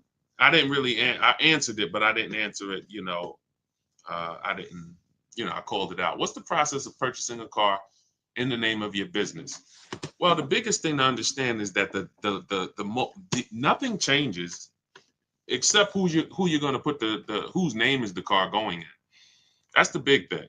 Whenever you're buying a car, leasing a car in the business name, you still got to shop. You still got to get the best deal. You still got to make sure you're not overpaying for your financing. You still got to make sure that you're getting the most money for your old car, not your trade. We don't trade. We like to sell these cars. So all of this stays the same. The only thing that changes is when it's time to buy the car, you ask, when they ask whose name is the vehicle going in, it's going in a business name. Depending on the type of deal, you might need commercial insurance, depending on what type of vehicle you're getting. But other than that, the process of getting a great deal in your business name, 95% of it is the same as getting a great deal in your personal name. Shopping multiple offers. Don't make a decision until you see at least 5 offers. You see a $5,000 price difference between the best offer and the lowest offer. You pick the best offer, you get out of the market. None of that's going to change, regardless of whether it's in your personal name or the business name. Okay, go ahead, Dolan. Now, there are people trying to teach you how to buy cars in your business name without personal guarantees and all of that. I don't teach that. But yeah, everything else is the same. People are overpaying like crazy buying cars in their business name. When is the best time to purchase a new vehicle? So there's no best time. It's a lie. It's marketing. And if you think about it, car dealers they've gotten us to do things that benefit them, regardless. Come into the showroom at the end of the month. It benefits us. Come into the showroom on the weekends. Benefits us. As long as you guys continue to go into the dealers are going to continue to be the same. When you guys stop going in and you start going to your computer, where we make our deals from. When you see me share people on this screen, people like Danielle, Greg, Benita, Tope, Aretha, all of these people that you see me share throughout our streams, these people are making their deals from home. And that's where you want to be, because whenever here's what you want. You want a desperate deal. You want a deal that the dealer makes because they're desperate. They need to sell a car. They need to hit a unit. That's the only reason why they're giving you such a big discount. I just got an Infiniti the other day. I leased it. I saved over $8,000 off the vehicle. That particular dealer that won the bid for my business, $499 a month, $1,200 out of pocket. It's a $54,000 vehicle. They needed that deal. That wasn't a deal they want to make with everyone. And what they've taught you as dealers, they've taught you that the deals that you see on commercials are deals. No, they're not deals, because no dealer wants to give away a car where they make no money over and over again. Dealers only do these deals because they're desperate and they need to hit their numbers. That means that they're not giving you a better deal when there's 200 people in the showroom. Why would that? You know what I'm saying? What's up, Joey Cantu? Good to see everybody tapping in on TikTok. Shout out to everybody double tapping the screen. Thank you. Shout out to everybody hitting the likes. And shout out to everybody who's hitting the share button. We appreciate you helping us spread this mission. We can't get this financial literacy out without the people who help us run these numbers up. So we appreciate you. What's up, Messi? Good to see you. Yeah. So when the showroom has 100 people in it because it's a holiday, that's the illusion that you're getting a better deal. But no one's. Why would we need to give you a better deal when there's no desperation? We have people all over the place. We got 100 customers in here. We have more customers than cars. Why would we be giving you a better deal? But years and years of commercials have helped people think that they're going to come into the showrooms at the end of the year. They're going to come at the end of the month thinking they're getting a better deal. And that's fine. It works great for car dealers. But what we know is we position ourselves. Sometimes the first week of the month is the best deal. Sometimes the second week, when car dealers look around and they see they haven't sold a car and it's the 10th of the month. They got to, they got to sell 200 new cars. They're only at, 30. So they're behind. See, what they've taught you is every month at the end of the month, car dealers just need to hit their numbers. Every month at the end of the month, come on in, because car dealers need to hit their numbers. So no dealers hitting their numbers on the 20th. No dealers hitting their numbers on the 25th. It's all coming the end of the month. Does that make sense? You get what I'm saying? Type a question mark if you're starting to think this doesn't really make sense. You tell us to come into the showrooms at the end of the month. You tell us we're going to get a better deal, but then at the same time, the place is so full. You could tell us no. You could throw us out, and you're still going to win. The end of the month is the time where dealers name their price and they say, hey, take it or leave it. We got too many people in here. Listen, Mr. Duncan, we appreciate you, but listen, we got way too many people in this showroom. The price is $6.99 a month. That's the best we can do for you. Listen, I'm sorry if it's not in your budget, but we gotta, that's the best we can do right now. Now they're letting you go. See, the last thing they want you to do is shop their competition. They don't want you to shop their competition. So they're going to let you go knowing that you're not going to go shop. And that's how people just end up saying, well, I guess I'll just take whatever they're offering. There's no desperation. So that's why I want to, as we just pass through holidays and we're going into more holidays, I like to get that out the way. Let's get that out the way. Let's get the foolishness out the way about the end of the month, better deals. And you can explain this to people from now on. Whenever somebody comes and tells you, hey, end of the month, you just ask them, how desperate are the car dealers at the end of the month? If they're not desperate, they're not going to make good deals. It's simple.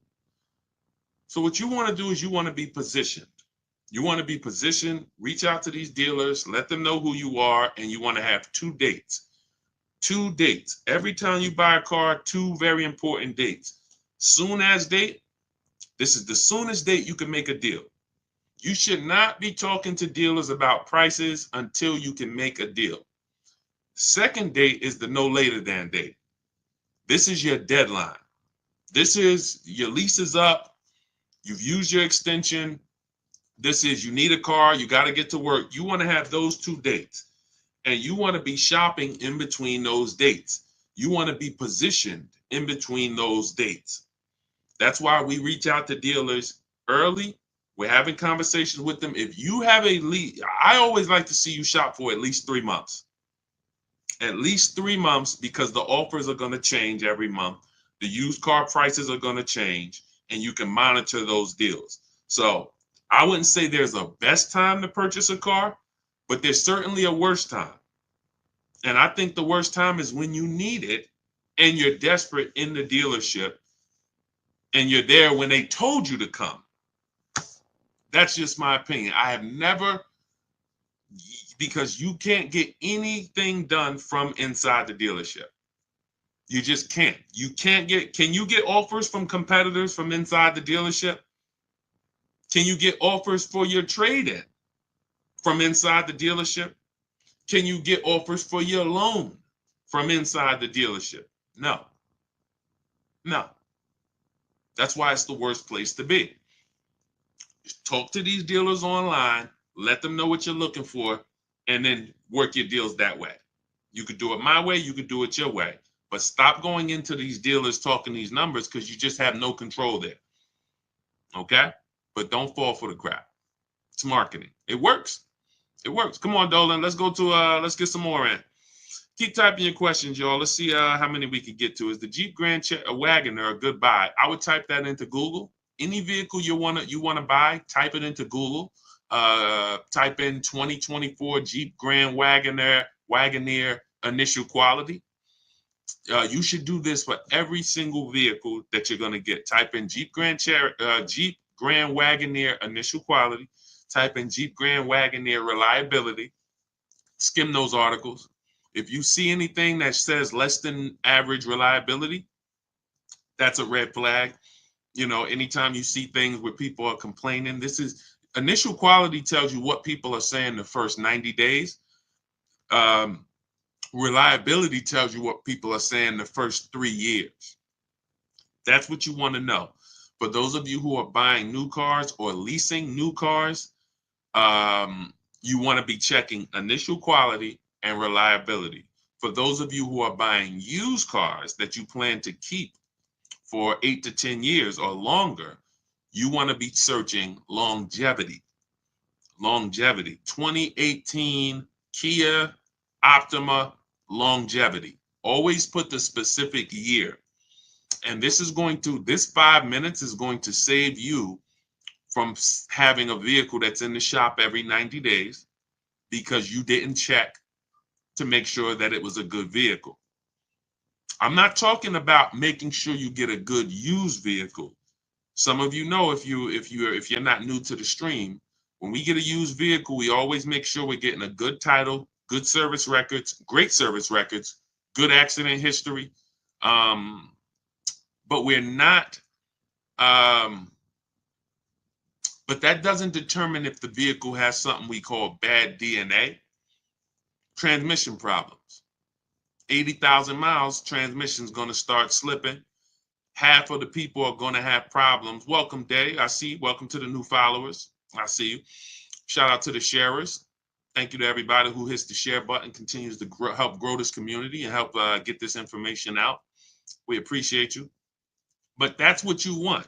Every vehicle that you want to be looking at, get into the habit of doing this 5-minute check. This is actually in step 4 of my book. In my book, I break down the entire shopping process into 7 steps. And that's for new cars, used cars, leases. It's 7 steps. And step 4 is a step I call shopping, not buying. This is when we're deciding what we want. See, you have been taught you should just buy. You have mixed shopping with buying. You go in to shop, you end up buying. This is not strategy. You don't want to go in. Shopping is deciding what you want. You're about to make a 5-figure transaction. 5 figures. Every one of you, for the most part, some of you may be getting cars under 10 grand. Some of you may be getting cars over 100 grand. But for the most part, most of you are about to make a 5-figure decision. And you're not spending enough time shopping. You're not spending enough time deciding what you want, which is why I continually get these DMs. Deshaun, I got a vehicle. I had it for a year. I want to get out of it. Well, no vehicle is made to be purchased and then replaced a year later without losing a lot of money, 20% minimum of what you paid. Get people who pay cash, they don't do this. So go ahead. I know I went off on a tangent there, but I think you got to go. You do those checks: longevity, initial quality, reliability. Each vehicle, type in the year, type in the make, type in the model. Initial quality is the 90 days. Reliability is the first 3 years. Longevity is going to tell us what's happening with that vehicle in the long term. Transmission, engine issues, things of that nature. Okay? Get in the habit of spending that 7 or 8 minutes to check those things, and you don't have to ask people about their opinions on cars because we just don't have enough information. 60 million cars are sold a year. There's probably 100,000 Jeep Wagoneers out there. There's just not enough no person has enough information to tell you whether that's a good vehicle or not. Okay, but Google definitely does. Go ahead, Dolan. All right, keep typing your questions, everybody. Good to see you, Paul. Good to see you, Lily. Good to see you, B. Haynes. Is it better to lease first and buy out? We never want to buy out our leases because the benefits of leasing are clear. Low payment, cents on the dollar. Let me show you what that looks like. So you look at Raphael. Raphael's driving a $46,000 Jeep Grand Cherokee. She's paying $549 a month, no money down. That means that's an incredibly low lease deal. It's a 1.19% lease. Some of you who lease may be familiar with the 1% rule. If your monthly payment is 1% of the MSRP or less, it's a steal. Incredible value. You're driving an expensive car for cents on the dollar. You look at somebody like India. India got a Hyundai. You guys can't see this on TikTok, but if you're on Facebook or YouTube or Instagram, you can see this. India got a 2024. She didn't like the lease program on the Corolla. She got a 2024 Hyundai Elantra, 36 months, $365 a month, no money down. That's an Elantra Limited. So it has all the nice features in it. It's not the base model. $365 a month, no money down. Some of you, you're better getting your child this instead of getting them a used car. You should be leasing them a car. But these are the benefits of leasing. Ansley, $58,000 vehicle, 2024. He's paying $554 a month, first payment down only. This is actually the same vehicle I got. I got a $54,000 one, $499 a month with $1,200 out of pocket. Infiniti QX60 Lux. I got the Pure, $54,000. So these are leasing. You drive a brand new car, cents on the dollar. The same car, some of you know, every $5,000 on a car loan is about how much per month? Let's see, who's new here? See if we got any people here that know the rules of what we teach, because a lot of what we teach here is principles. We do teach a lot of principles. Who knows every $5,000 on a car loan is about how much per month? We just want to drive the point home that you should not be on the fence about leasing or buying. I'm going to tell you why. We have a rule. It's step 1 in my book. It's called the 8-year rule. It says very simply, if you're not keeping your car, the next car you're shopping for, if you're not keeping it 8 years, you should be shopping for a below market lease. Thank you, Julie. $100. Thanks, Patricia.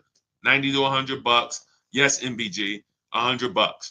So when we say, see, part of the reason why people haven't learned about leasing yet is because they're getting bad lease deals. They're looking at these commercials. They don't know about below market leases that me and my people get. And they're judging those lease deals compared to a purchase. And that's why they're not leasing. So when you look at somebody like Ansley, this $58,000 vehicle, he's leasing it for $554. To purchase this same vehicle on a 5-year loan, he would need, thanks, Lori, I appreciate it. On a 5-year loan with no money down, he's looking at about an $1,100 payment or $1,200 on a 5-year loan. $58,000 vehicle, $1,100-$1,200 a month all day long. We're not even factoring in tax, but you know, he could have got a discount. Let's just say that's an $1,100 to $1,200 payment. There are people driving the same vehicle, no money down, $58,000 cars, they're paying $1,100 a month.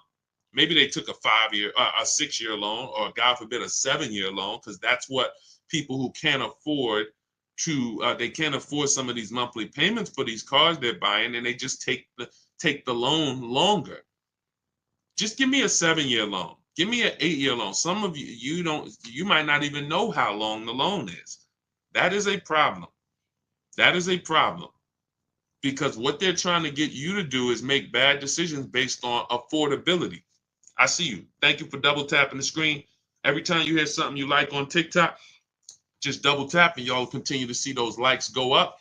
And TikTok lets everyone on TikTok know we're talking serious business over here, brings more people over. So thank you to everybody who's double tapping that screen. We appreciate you.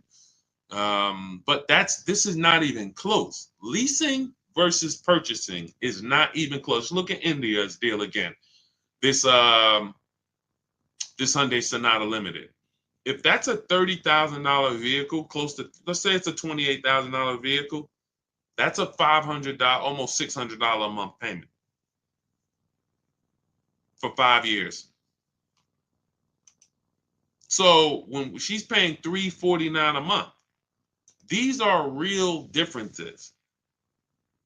Real differences. So that's why we don't go. And now, again, to wrap up the answer to your question, see, you'd have to be switching. See, leasing is so good. You'd have to be switching your entire ownership philosophy to stop leasing and to buy out your lease, which is buying a used car. That's all you're doing. Whenever you lease, you're buying a used car. The only difference is it's your car. It's no different. When people would come into the store, when I worked at Mercedes, they would buy their lease out, or General Motors. They buy their lease out, and then we put the new plate on for them. They're not even excited. They just signed up for a 5 or 6 year deal, 5 or 6 year loan on a car they've already had for 3 years. They've already been paying on it for 3 years, and now they're signing up for another 5 or 6 year loan. What's the total? If you leased a car for 3 years, then you bought the car on a 6 year loan, how many years is that? This is why this doesn't make sense. You leased it for 3, and plenty of people around the country are doing this. They lease their cars for 3. We never do 4 year loans, 4 year leases. Never take a 4 year lease. You're paying too much for a vehicle you're giving back. But once you lease it, you go and you buy that vehicle. You just went from driving a brand new vehicle, cents on the dollar, like Jen, like Rosalie, like Zafrina, like Teddy, all of these people who are driving brand new vehicles, but they're not keeping them 8 years. So they're not tying up their money in them. They're not tying up their money in them. You go from driving brand new vehicles, paying cents on the dollar, to buying a used car. It's a different philosophy. That's why it's about, what are your reasons for buying your lease out? What I see is people just don't want to shop. People say, oh, my lease is up in 2 months. I'm just gonna buy it out because I don't feel like doing the whole dealership thing. That's not a reason. That's not a good reason to make a bad financial decision. I'm going to buy, and some of you buying your leases out, you're not even checking to see if this is a good price. People are paying $20,000 to buy their lease out for a vehicle that they could find that same vehicle for $18,000. Or they're going over their lease mileage and then buying the vehicle out because they went over their lease mileage. These are all incorrect things. Choose your mileage wisely. Don't buy the lease. When your lease is up, you go get another lease. Oh, people say, Deshaun, what do I do when it's up? You go get another one. I go drive a brand new Infiniti for 3 years. Perfect. That's up. I'm going to go drive something else for 3 years. And that's what I'm going to do. I'm driving brand new vehicles. They're always under warranty. I'm paying super low payments. I get to keep lots of cash flow in my house because my car payments are low. We've never had a $700,000, $800,000, $900,000 car payment. In fact, before this one with the Infiniti we didn't even have a $400 car payment. These are the first payments we have that are in the fours, and they're for $50-something thousand vehicles. It's just not even. Any questions you guys have about leasing, feel free to ask. That is certainly half the battle. Besides you not knowing how to shop dealers and put them against each other, the leasing versus buying is losing you thousands of dollars. Every time you purchase, but you should have leased, you lost thousands of dollars. $5,000 to $7,000 each car, maybe more, because you just can't put a price on. Zafrina here, $65,000 vehicle, she's paying $579 a month. Incredible lease deal that she got using our system. So if you want to know, obviously, hey, Deshaun, I need to know about leasing, and then I need to know, how do I get these deals? Deshaun, I'm not leasing, I'm purchasing, but how do I make sure I save all the money off of these cars? That's all in my new digital book. We used it. This is everything we talk about here. You want to learn to put dealers against each other. Stop negotiating with dealers, start making them bid, because every dealer has a different price. Remember this. It's like when you walk into a supermarket, if you see spaghetti sauce on sale, $3.99. You walk into another supermarket, the exact same spaghetti sauce is not on sale, it's $6.99. And then you walk into another supermarket and you see another sale, the exact same spaghetti sauce is $1.99. How is that possible? Retailers are selling for a different price. Same thing with cars. One Nissan dealer has a different price on the Nissan Altima than this Nissan dealer. Everyone is different. So in order for you to save the big money, you want to start saving the big money, and you want to guarantee that you save all the money you can, you need a system that's going to start making dealers bid, that's going to allow you to see all the options in the market instead of this, what NADA told us when we sold cars. Customers only visited 2 dealerships. That's NADA, which is a huge company that reports to car dealers and tells us what's going on in the market. They told us you're only shopping 2 dealers. That they're using that against you. They know you're not going to shop more than one or 2 dealers. So what you want to do is change that philosophy, learn to get at least, I have a system where I teach you how to get 25 dealers to compete for your business. Takes us 20 minutes. It's called the 25 to 5. We do this for new cars and leases. So all of this is in my new digital book. It's called Cars from Home, 7 Steps to Saving Time, Money, and Avoiding Dealerships. I want you saving time. I don't want you in a dealership more than 20, 30 minutes ever. I want you saving all the money that you should be saving. And I want you avoiding dealerships. You should not be talking numbers in dealers ever. All of this I'm going to lay out for you and teach you in my 7-step book. You can go get your copy. It's normally $97. But if you get to my TikTok bio or the Instagram bio or the YouTube comments or the Facebook comments, click that link before 30 minutes, you got your copy for $24. That's our welcome offer. All our new people, we give you a welcome offer where you can get your book for 75% off. So you won't pay the normal $97. You'll pay $24, but get there before 30 minutes is up. Now, as soon as you pay, make sure you save, screenshot the thank you page. You can open the book right there. It says as soon as you pay, click here to open your book. Then you can actually, we email you a copy. But sometimes you type your email wrong and we can't email you a copy to a wrong email. So you'll have my support team's email Monday through Friday. Reach out to them. If you don't see your book in the next minute, 5-10 minutes, reach out to them so they can get you your book. You have everything I teach step by step. That is the blueprint. And you can Google that book. It's 5-star rated very high on Goodreads. Thank you to everyone who's reviewed the book. We appreciate you. So go get your book. Come back to the broadcast. What's the lowest interest rate for a person with A1 credit right now? This is what I call feeling for the bottom. We don't want to do this because there's no way for us to know. What's the most I could get off of a BMW X5? What's the lowest I could get for this vehicle?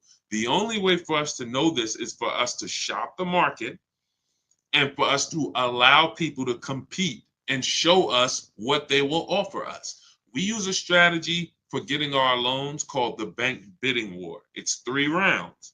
3 rounds. The first round is we're going to check to see, are there any special interest rates on the vehicle we're shopping for? So if we're shopping for a 2021 Toyota Camry, are there any special interest rates for certified vehicles?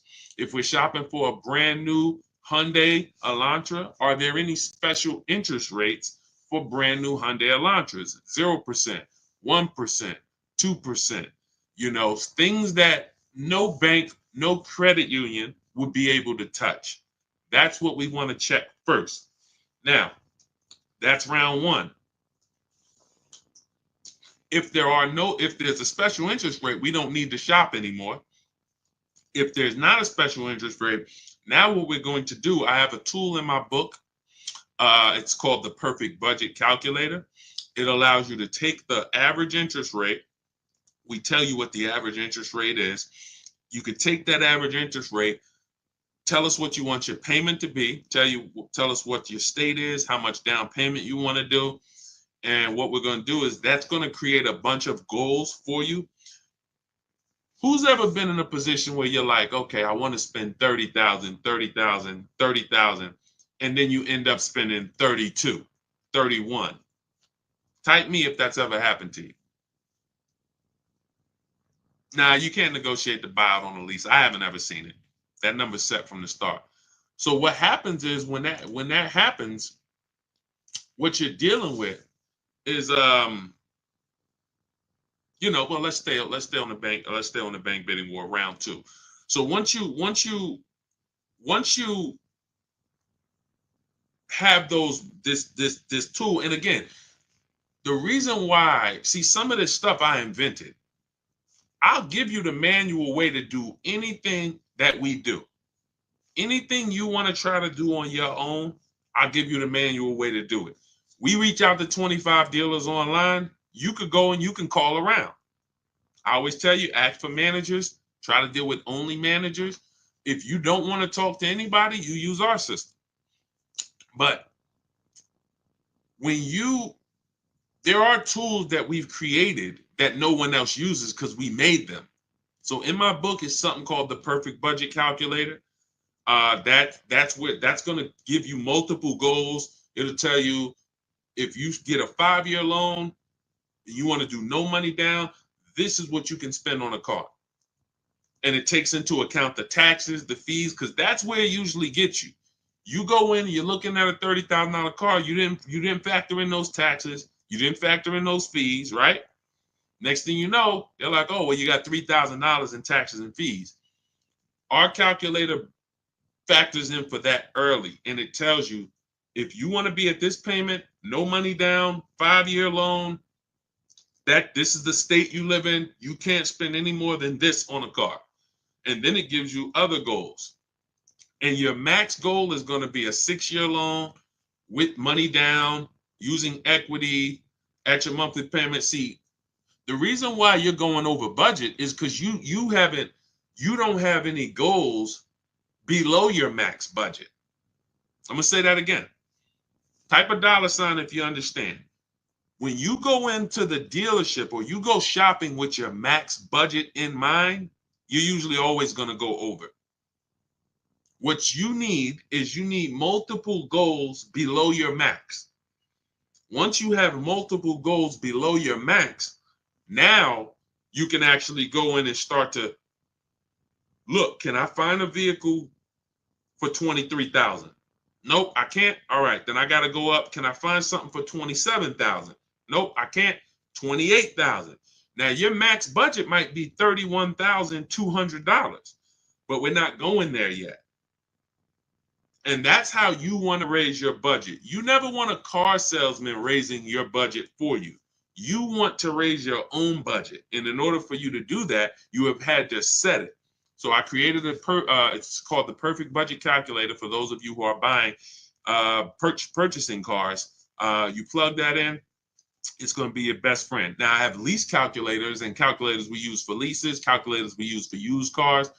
But this is the stuff that when I say I want this book to be the most valuable book you own, top 3 most valuable books you own, I mean it. Those calculators alone are worth the price of admission to get your book.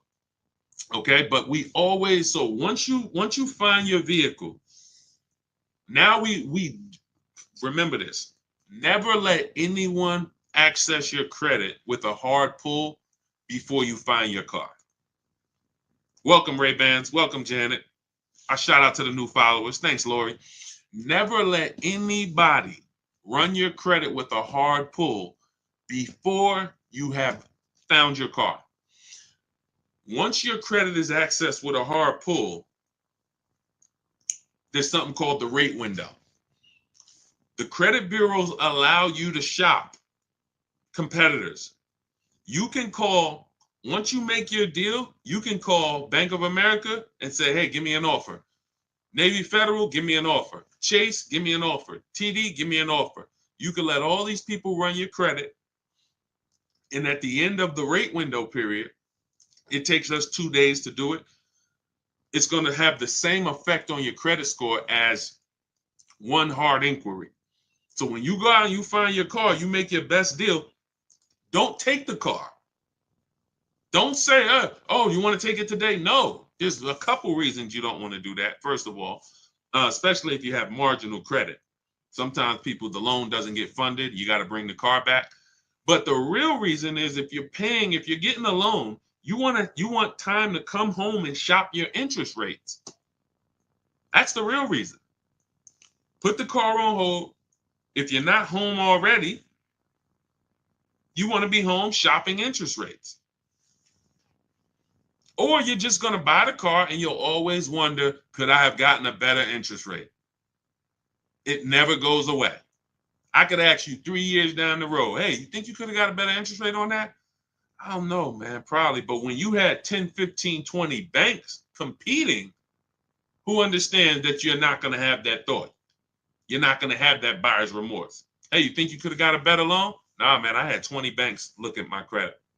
No, and then I gave the dealers banks a chance to see if they could beat it. I got the best rate. You see what I'm saying? You want to guarantee.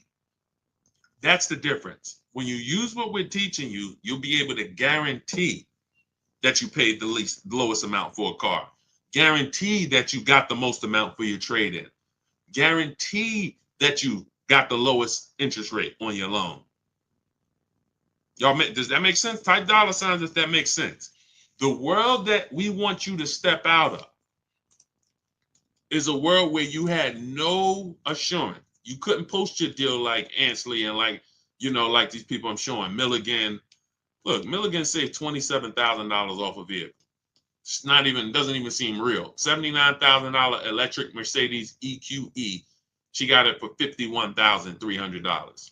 Those of you who are on Facebook and Instagram, YouTube, you can see it. These deals don't come by accident. None of these people are posting their deals by accident. These come through strategy, making dealers bid, using the Cars from Home system. Cars from Home, this is where your power is, at home. This is where you make people compete, at home. You use this thing that God gave us called a computer, and you use it for your advantage. And you're gonna be blown away by how empowered you are when you actually start shopping for cars the way you shop for these other things in life. You use the internet to shop for everything else, but when it comes to cars, you're not using it effectively. You haven't been taught how to shop for cars effectively using the internet. And that's all we do. We will never go in and spend more than 30 minutes in a car dealership negotiating or anything. We're not even ever negotiating in a dealership. You want your deals to be made from home. Whenever you're negotiating in a dealership, you're putting yourself in a position where someone can waste your time. You can't see the market. You can't get competitor offers. Nothing good happens in the dealership. All right, so that's the process we use, the bank bidding war process. Every other process to get your car loan is going to lead to buyer's remorse. It's always going to lead to, did I do the best I could have? When you get the bids, soon as you get my book, you get a blueprint called the Bank Bidding War Blueprint. I haven't combined it into my book yet, but for those of you who are getting you're financing your next car, it could be a used car, it could be a new car. But for those of you who are going to be financing, you want to use the Bank Bidding War. That's going to be your only way to guarantee that you got the lowest loan in the market and you paid the lowest interest in the market. Okay, so all of this is in my new digital book, Cars from Home. For those who just jumped on, it's a digital book, so it could be in your inbox in literally 3 minutes. It's normally $97. Part of my welcome offer, you can get your copy for $24, but it's only for 30 minutes. You got to get to my TikTok bio, the Instagram bio, the YouTube comments, or the Facebook comments. Click those links. You'll see as soon as you click, has Get Deshaun's new book, 75% off. As long as that timer hasn't hit 0, you got yours for $24. Once the 30-minute timer hits 0, the price does go back up to $97. And it's worth every penny. You can Google the book. You can read about it on Goodreads. You can see all the people who've reviewed it. But as part of my welcome offer, I would like you to, $24 is better than 97. So go grab your book, come back to the broadcast. As soon as you get your book, make sure you screenshot the thank you page. That has my support team's email. Some of you, you're typing very fast. You don't realize you type your email wrong. We can't email your book to an incorrect email. So Monday through Friday, you can always reach out to my support team if the book is not there in the next 5 to 10 minutes, and they'll get you your book. Make sure you check your spam too. Sometimes it does go to spam. And lastly, for those of you who want to work directly with me, if you qualify, we have a button that you can press in those links that says Shop with Deshaun, and you can see if you qualify to shop for us to shop together. I've been shopping with people all around the country since 2021. So you can go to those same links. You see me sharing a lot. You see me sharing a lot of people in my Facebook group. It's the same system. It's just everyone learns different. Some people like a do-it-yourself system. Give me the do-it-yourself, Deshaun. I'm going to follow the blueprint. That's my book. Some people like a done-with-you solution. You want a group of people. We have 2,000 people that came before you, 1,500, 1,600 people in our Facebook group, coaching by me. If you want to learn that way, videos instead of the book, you'll be able to watch 3 to 5 minute videos that I made. You can click that button that says Shop with Deshaun. But again, everyone won't qualify for that program. But I don't care how you get it, just get it. I don't care how you pay less than everyone for cars, just pay less than everyone for cars. That's all that matters to me. That's why we make the information. We put it everywhere. Get in where you fit it. Go ahead, Dolan.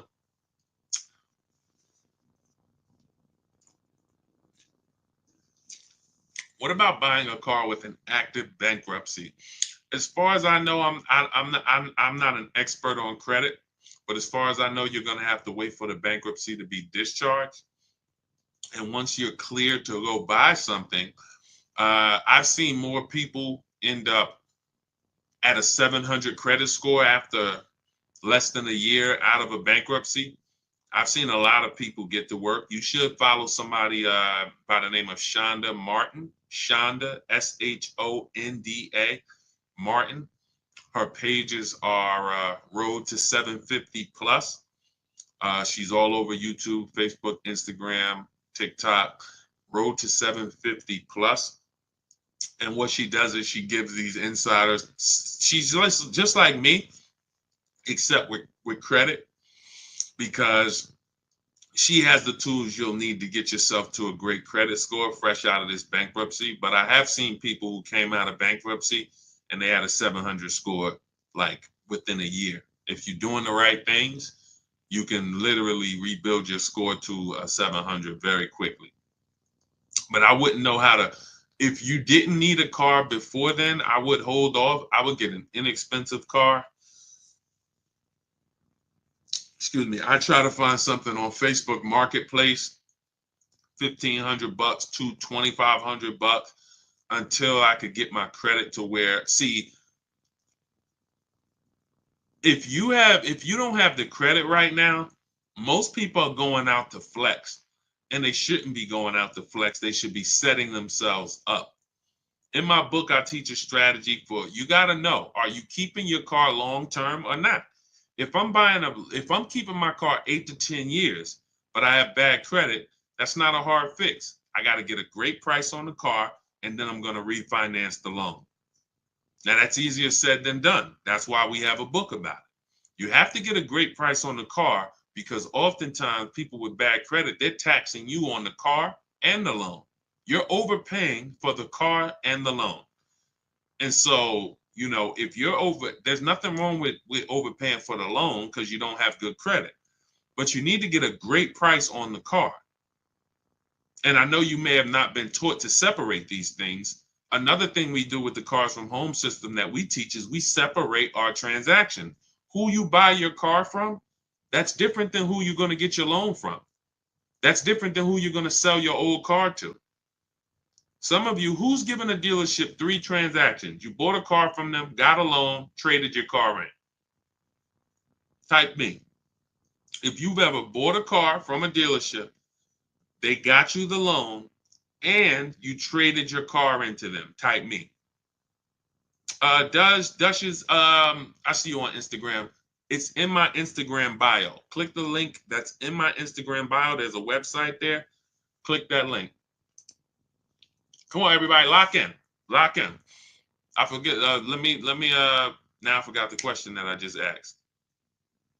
See, sometimes I get to read in comments, and then I forget the questions that I asked. What's up, Hi Taylor? Okay, we're talking about separate. Okay, yes. If you guys have, so who's bought a car, traded in a car, and got a loan from the dealership? Let's see who's going to be honest. Sometimes people don't like to be honest because they think we're going to talk about them here, but we're using you for a real example. If you're here, you could deal with the bad news because that's what I am first. Nobody's going to get to the good news coming through this page without getting the bad news first. That's just what we do here. I got to tell you the mistakes you've been making, not shopping around. I got to tell you the mistakes you've been making, not leasing, not separating your loan, not separating the loan from who you buy the car from. So every single time you buy a car from a dealership and get a loan and you trade your car, that's 3 transactions. That's 3 different transactions that you just did with that dealer. You bought a car from them. You got a loan from them. See, there's people in the loan business, they don't sell cars. Think about that. There are people that are in the loan business, they do not sell cars. All they do is sell money. They don't have a car to sell you. They just want to give you a loan. Don't you think you should give them an opportunity? Yes or yes?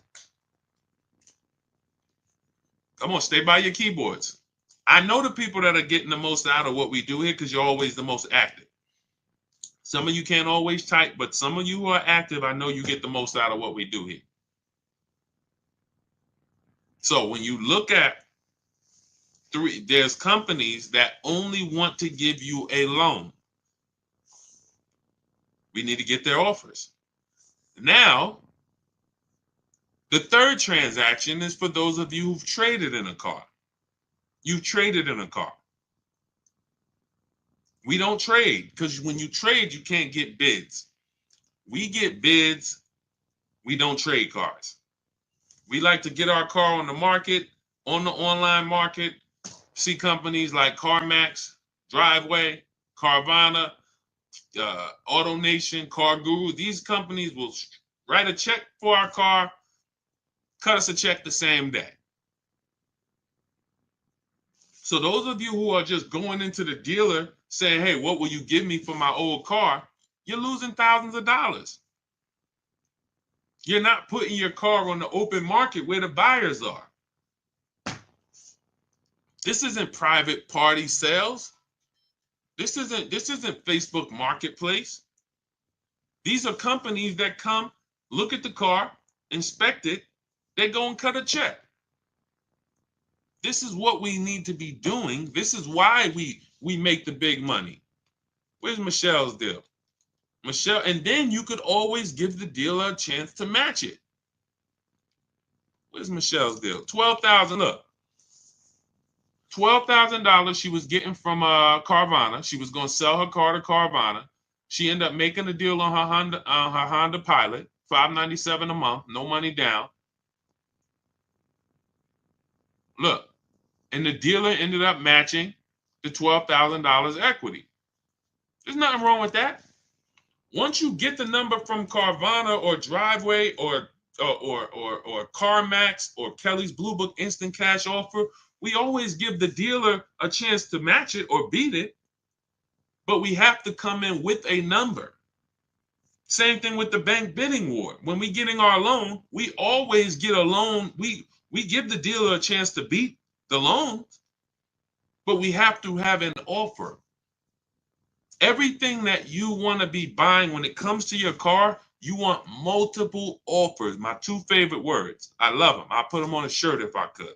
Multiple offers is how you save the big money without even trying. I got $8,000 off this Infiniti truck it took me 90 minutes to do. I went and picked up the vehicle weekend before last. It's easy. Because I'm sitting here, I'm talking to 25 Infinity dealers by email, not by phone. So you don't have to worry about, oh man, Deshaun, you're going to teach us what to say. No, I'm going to teach you how to type. Once you learn how to type, you don't have to worry about what to say because you're just going to use my templates. I have all the emails written. I got all the templates written. You know, all it is just knowing what to say when dealers ask you, hey, when can you come in? When can I get you on the phone? Hey, we only are in person. You know, all the stuff that dealers are going to ask you, that's what my scripts are. Hey, we don't do quotes online. All of this stuff. I know because I used to work. I used to have to send those same emails out. It's nothing new. So yeah, that's it. That's it. I would focus on, you know, getting your loan separate. I know I was talking about with bad credit. If I'm keeping a car long term, but I got a bad loan, that's a refinance issue. That's a refinance issue. I'm paying 20%. 2 years from now, my credit's 750. I refinance down to 6%. I'm keeping my car. But you have to make sure you get a great car. Now, let's say you're not a long-term person, fresh out of bankruptcy. You're like, Deshaun, I'm not keeping a car 8 years at all. Then you should be shopping for a lease. Now, you can't qualify for a lease right now. So the first thing you want to do is shop for an inexpensive loan. I call it a smart car. The least expensive car you can get a loan on. $7,000 to $10,000 loan. Something that your payment, again, this is not a flex. Deshaun, I'm gonna get a $10,000 car. That ain't gonna be what I like. It's up to you. You can set yourself up to lease in 2 years, or you can set yourself back. Everybody with bad credit want to go out and flex. You're not gonna be close to leasing in 2 years. You go out, you get a $10,000 car, something small, something affordable, dependable, something that was 25,000 brand new, Hyundai Elantra, you know, Ford Focus, you know, something in that small category. You get something for 10,000, it's not going to be too old. You pay that payment for 2 years, you flip into a lease. Fix your credit. It's easy to fix your credit when your car payment is $250 a month. You go and get that expensive Dodge Charger you want, you're going to spend $650 a month for it. Your credit ain't getting fixed. Same money that you could have been putting into fixing your credit is now going into your car and insurance. That's why if you can't get a lease, if you can't qualify for a lease, you should be getting an inexpensive car, $10,000 loan, get something small, dependable, build up a solid payment history for 2 years, and then you trading out of that into a lease. Don't need a car right now. Do you think interest rates will come down soon? You know, Juliana, it's no way for us to tell. That's why we just want to make sure we're shopping lots of banks, because we don't know what the bottom is when it comes to interest rates. So I of course I hope, but until I hope interest rates come down, but even when they do, we still need to be shopping. There's so many banks out here and credit unions. If a bank tells you your rate is 7.9%, what's to stop you? How do we know that that's a good rate? We don't. The only way we know it's a great rate is if we shop around. We get 5, 10, 15 offers for our rates. Now we know 7.9 was the best because everything else is higher. You see what I'm saying? That's the difference. Go ahead, Dolan. What's the highest doc fee you've seen? $8.99. It's a little obnoxious. Unfortunately, sometimes, you know, some of the dealers, if they win the bid, they might have a higher doc fee. But yeah, that's usually, and again, whether it's a used car or a new car, once they win the bid, if they're the best priced car, if they have the high doc fee, it doesn't matter. They're still the best. Okay, go ahead, Dolan. Do I look to a bank or credit union for my loan? We kind of went over that with the bank bidding war process. You should watch this over again. We use a process. Thanks, New York Gal. Appreciate it. We use a process called the bank bidding war, where we let multiple banks and credit unions compete for our loan. Okay. And we shop in a way where the credit unions allow us to do that. I mean, the credit bureaus allow us to do this. Can you negotiate the buyout on a lease? I haven't seen it. Usually, see, because that has nothing. This is what I tell you: when who's had a dealership call you and say, "Come, bring your lease back early. We'll get you out of it." Who's had a deal? Who's had a dealer? Who's getting calls or emails or letters saying, "Hey, come on in. We'll get you out of your lease early." Who's getting those letters or calls? Let's go. Type fast. If you're getting those calls, this is why. Okay? They're predictable. They're predictable. It's always when people tell you they're getting you out of your lease early, it's not even between them. It's between you and the bank. You owe the bank a certain amount of money. In order for them to get you out of the lease early, they have to pay off that money. It's that simple. If they're trying to get you out of that lease early, but they're not paying off that loan, what they're doing is they're rolling over the remaining balance to your new car. So let's say you got 4 payments left on your lease. You go into a dealership, they get you out of it, you go into another lease. Whatever your new lease payment is, if you didn't have those 4 payments, it would have been lower. So you might say, Deshaun, but I could afford it. It's $500 a month. But if you didn't have those 4 payments, it would have been $425 a month. Those 4 payments are in the new car. And what they depend on is the fact you're desperate and you're not going to see those numbers and you're not going to care about it. But the fact is, when you roll out of your lease early and you say, all right, well, I got 6 payments left. I'm just going to go in and get out of this thing. That money does not disappear. And the worst part about it is your next 3-year lease, you're actually you're paying for that old vehicle in the new one. So you're driving this new car around, but some of it is your old car that that balance, those 4 payments that you had to roll over. So that's why we're not big on getting out early unless it's a penalty we're trying to avoid. Then we'll consider getting out early. But that's between us and the bank. It's not the dealership. The dealership knows nothing about the car and it's the bank's car. That's why when they say, oh, we'll get you out, they're lying to you because it doesn't even belong to them. The car belongs to the bank. And most times, again, like I said, they just want you to come in, so they'll roll these over. That's why we do an equity assessment ourselves. Step 2 in my book. First step is we need to decide whether we're buying versus or leasing. That's the 8-year rule. It's very simple. Are you keeping the next car 8 to 10 years? Yes, you buy. No, Deshaun, definitely not. Then we should be shopping for a lease. A below market lease, not a regular lease. So once you make that, second thing we do is equity assessment. What is an equity assessment? We need to find out the most money we can get for our current car or our current lease. Who didn't know you could sell a lease? Who didn't know you could sell a lease? We've been doing this for 3 years. Some of you have low mileage cars. You drive a very low mileage. You may have equity. $3,000, $4,000, $5,000. During the pandemic, we were helping people make $7,000 to $10,000 selling their leases. It was unbelievable. That's over. But there are still some people who have vehicles with high resale values and have vehicles with low miles that they're selling their leases.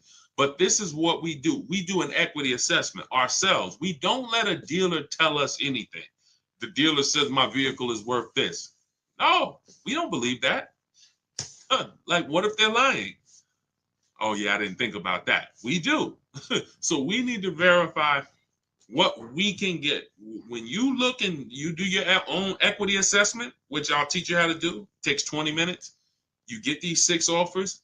You can see, wow, I see I could buy my lease for $20,000. Somebody wants to pay me $22,000. That means I could get out. You don't need a dealership to tell you, oh, because some of you are going to see, wait a minute, It don't look like I could get out my lease early, Deshaun. I says I owe 20, but I'm only getting offers at 18, but I owe 20. Yeah, that means you got to stay in it until the end. You can't break the contract. Oh, so what if I call the dealer? If you call the dealer, they're going to put you on a car. It's not even a question. A dealer is never going to say we can't put you on a car unless it's a negative equity, too much negative equity, or credit is way too bad. But a dealer, thanks New York Gal, a dealer is never going to say, nah, this is not that's why I got in trouble every now and then, because I used to tell people, hey, give it a second, wait, let's talk in 2 months. And they used to say to me, why'd you let them leave? I'm like, listen, I think we can make a better deal for them in 2 months. Yeah, we could force something now, but why do we force it now? And that's the thing. They would rather force a deal, have you say, oh yeah, well, that's good, versus let's just wait 2 months for a much better situation. So these are the things when you're dealing with me, this is how we move. And anybody who knows me in New Jersey, they'll tell you this is the way I've been. I have not changed. When I worked for Mercedes, it was the same way. Somebody came in, tried to buy their lease out, I'm trying to slow them down and talk them out of it. What are you doing this for? This is a horrible idea. Somebody came in and they kept buying their cars and they should have been leasing. I'm talking to them. Hey, you know you're spending a ton of money. You could be leasing. And a lot of those people who are open to financial literacy, they listen. But that's the way I've always been. When you take this car buying thing seriously, you're gonna see how much money is in it. The people who don't take it seriously, you don't know how much money you're losing. You don't know you're losing 5-10 grand every single transaction. You don't take it seriously. But there's no way you're gonna get the results that we get. Danielle, Greg, 1% lease. Bonita, during the pandemic, $600 a month on a Kia Telluride. People was paying $800 a month for these during the pandemic. Look, $54,000 BMW 690. Sean's $20,000 discount off his F-150 Lightning. These are the things these things don't happen by accident. So those of you who are like, Deshaun, I don't want to remember all of this. You went over a lot. I know I'm not going to remember all of this. Grab the book, grab your blueprint.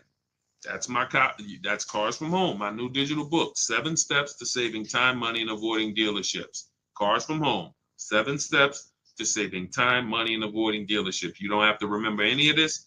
You'll have everything in a step-by-step format. First step is the most important question. It's the 8-year rule. As soon as you open the book, the first thing you are trying to decide whenever you buy or lease a car is 8-year rule. Am I keeping it 8 years or not? If I'm not keeping it 8 years, I'm shopping for a lease. It's just too cheap. The prices of these leases that we are getting are too cheap. Nobody can compete with, no buyer can compete. I don't care if you buy used, I don't care if you buy new, you cannot compete with below market lease deals in the short term. In the 8 years, you'll win. Once you get to 8 years, yes, you won. You paid all of that money, paid off your car. Now the depreciation is cooled off, you won. But in the short term, the leasing person is always going to win.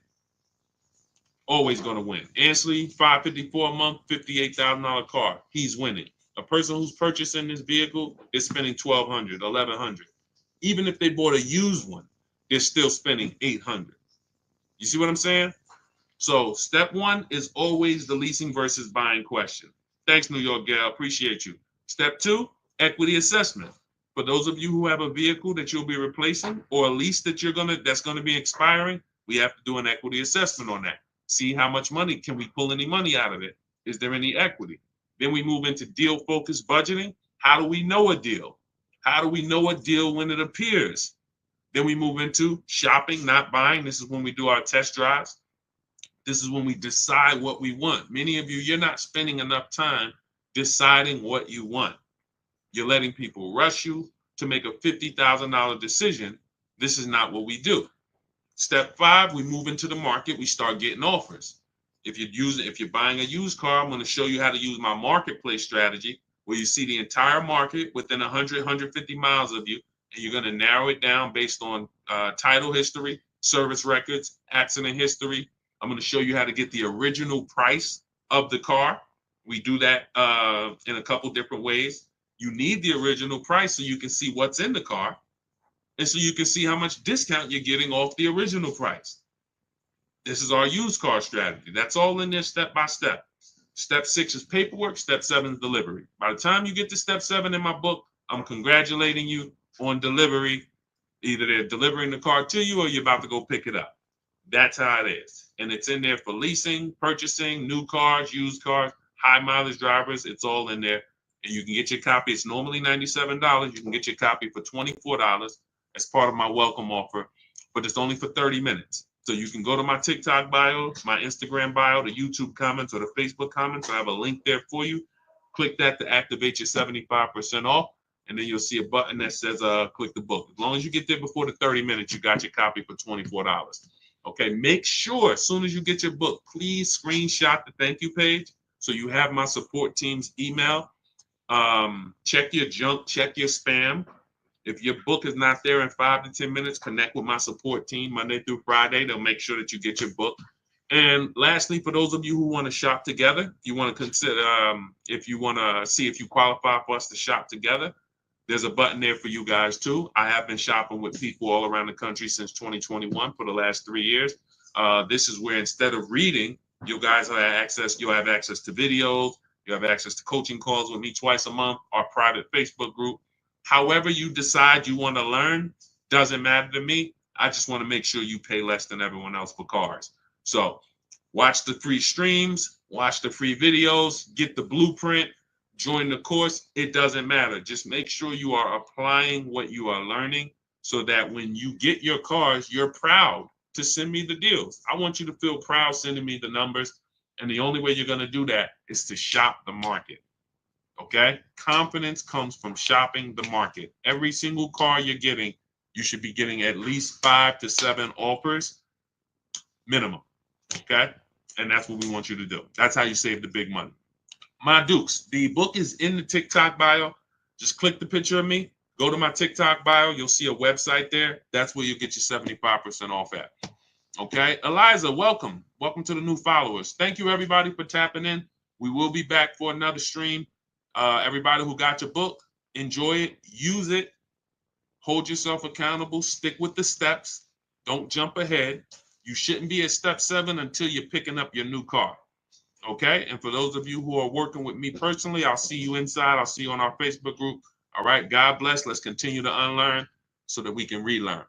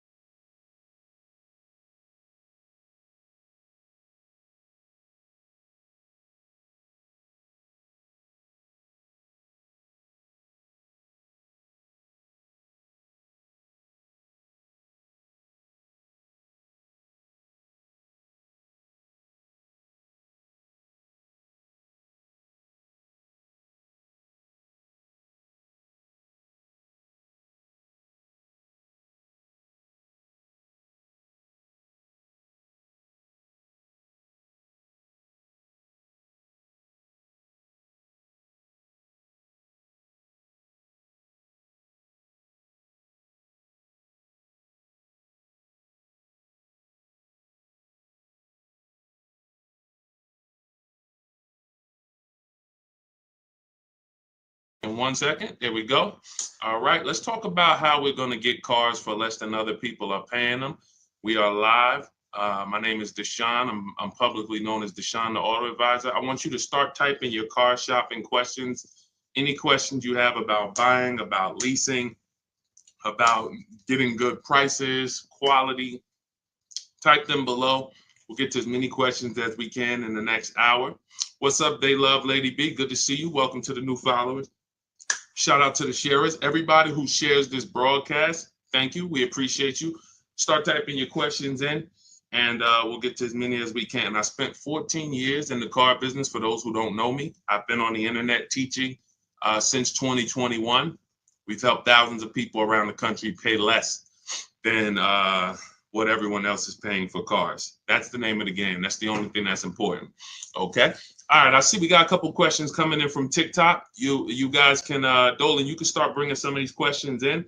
Everybody, no matter what platform you're on, type your questions. We usually like to get to questions early because the more longer we stay on, the more questions come. And now, we can't always get to your questions. So is Nissan going out of business? I haven't heard that. Let's see. I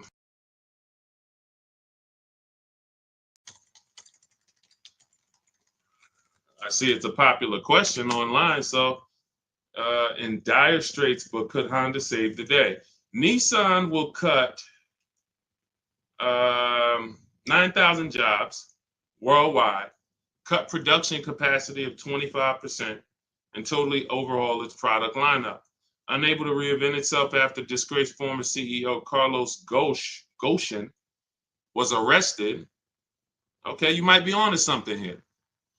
Nissan has just announced, November 2018, announced that its profits this year will be 70% lower than expected and suffered a $60 million loss last quarter. We'll see. In addition to slashing jobs, cutting production, y'all got to get out there and buy some Nissans. But listen, it takes a lot for a manufacturer to go under. A lot of the times what they're doing is they're overproducing cars. They're just making way too many cars for the amount of sales they have, and then they end up having to subsidize and give them away, rebates, incentives, low interest financing, and they end up, I guess, netting a loss when they do this stuff. So, they're going to go down. Remember the days, who remembers you used to walk into a car dealership, it was 200 cars in the back. When I worked at Mercedes, we literally, almost every deal I worked at, whether it was GM, or whether even the Lexus deal, I worked at a Lexus dealer for a couple months, and it just always had like 200 cars.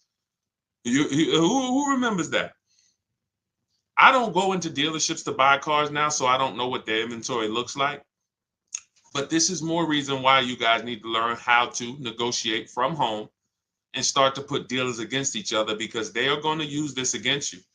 When you walk into that dealership, they're going to use the fact that production is low.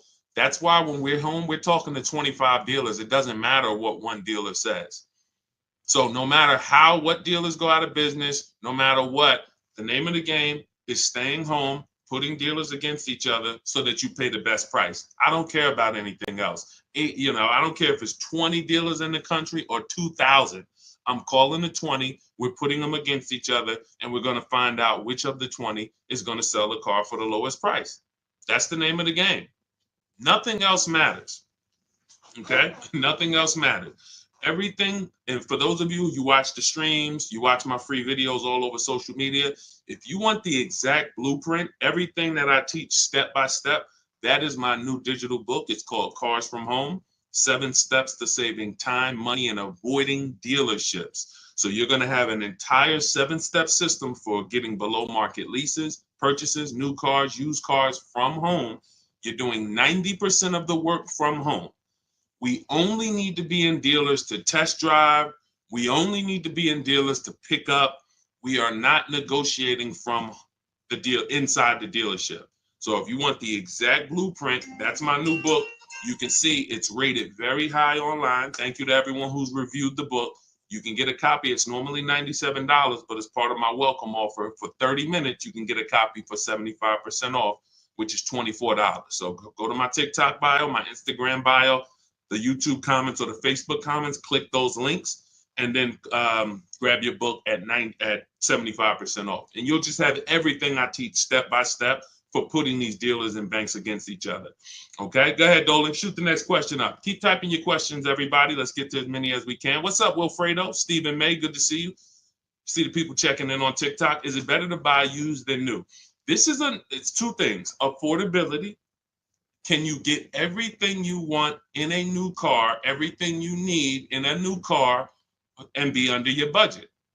If so, then you have the option of getting a new one or a used one. You could afford both. Some people can't. Some people say, I need a 3-row SUV. I want it to have leather, remote start, navigation. I want it to be in a luxury class. And I can't get all of that. I can't get everything I want in a new vehicle for my budget. And they end up buying pre-owned.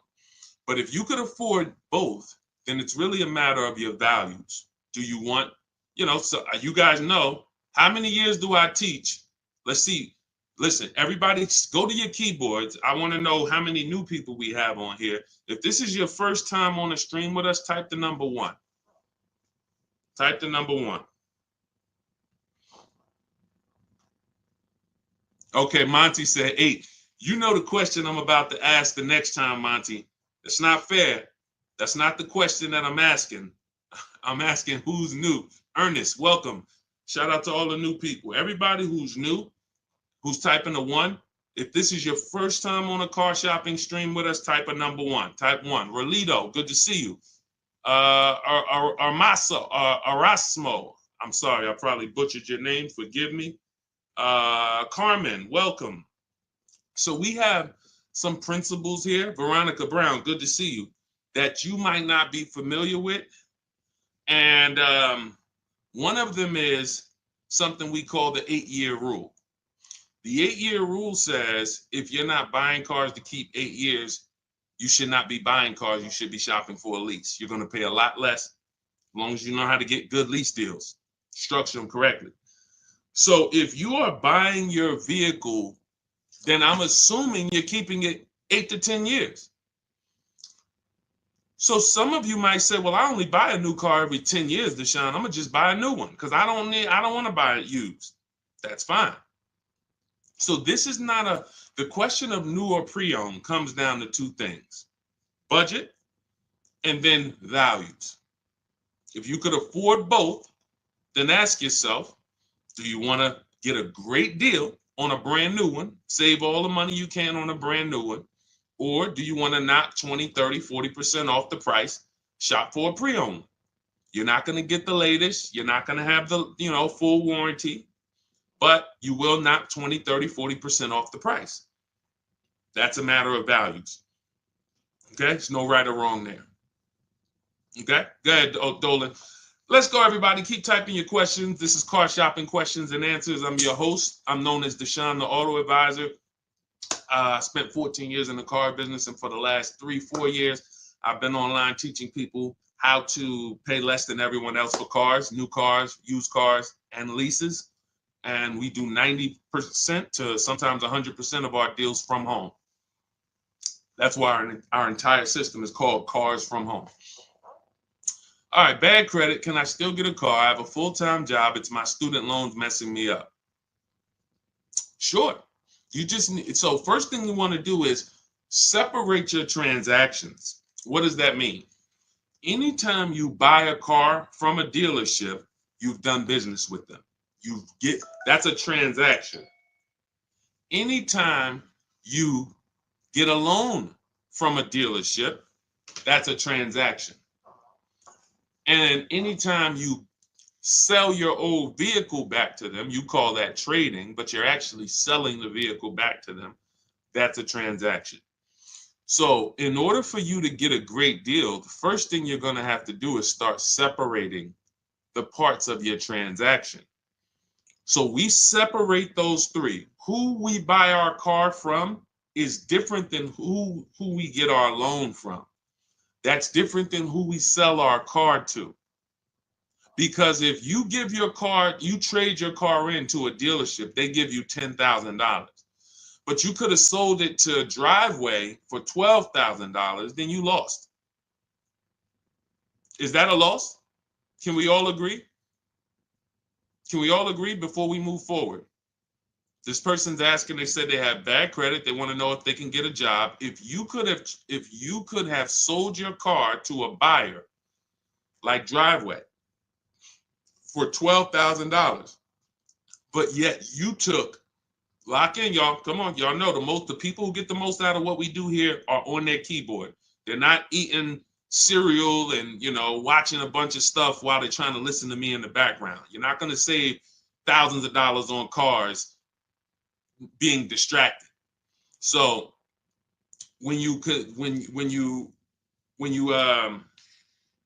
going back to the separating of the transactions, if you don't separate your transactions, you can't make sure you got a great deal on each one of them.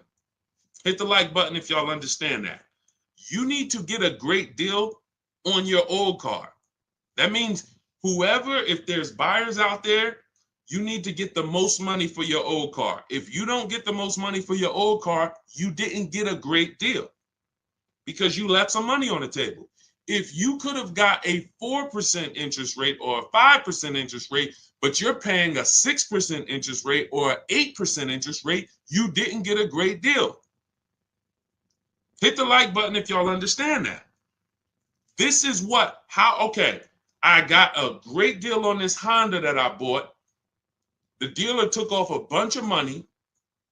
It was the best offer, but on my loan, I should be paying 5%, but I'm paying 7.9% because I didn't shop around for my loan. I didn't get a great deal. I got a great price on the car. So this is the name of the game. Looking at each part of my transaction, I'm getting a loan. How do I make sure I'm getting the best loan? I need to get bids. You're going to get familiar with that word the more you hang around here. Bids. Bids. See, somebody's asking, 2017 Audi A4, 8.2% APR. Is that good? The only way, see, that's a buyer's remorse question. Unfortunately, and this comes from mixing transactions. If we had shopped for our loan separate, you bought your Audi A4, got a great deal on it, put it on hold. Don't take it home the same day. Who knows, the dealers love to get you. When we sold cars, we wanted you to take it the same day because we didn't want you to change your mind. But at the end of the day, there's some downfalls to you taking a car the same day. You can't shop around for your interest rate. So now you're out here paying 8.24%. How do we know you couldn't have got 6.9? How do we know you couldn't have got 5.9, 7.1? How do we know that? Did you see enough offers for you to know that? See, if you had said to me, I know you didn't because you're asking that question. If somebody says to you, hey, you're paying 8%, is that good? Is that the best? Now, if you say, well, look, I had 8 credit unions, 8 banks, and all the dealers' banks try to compete, 8% was the best. You see the difference? You see the difference?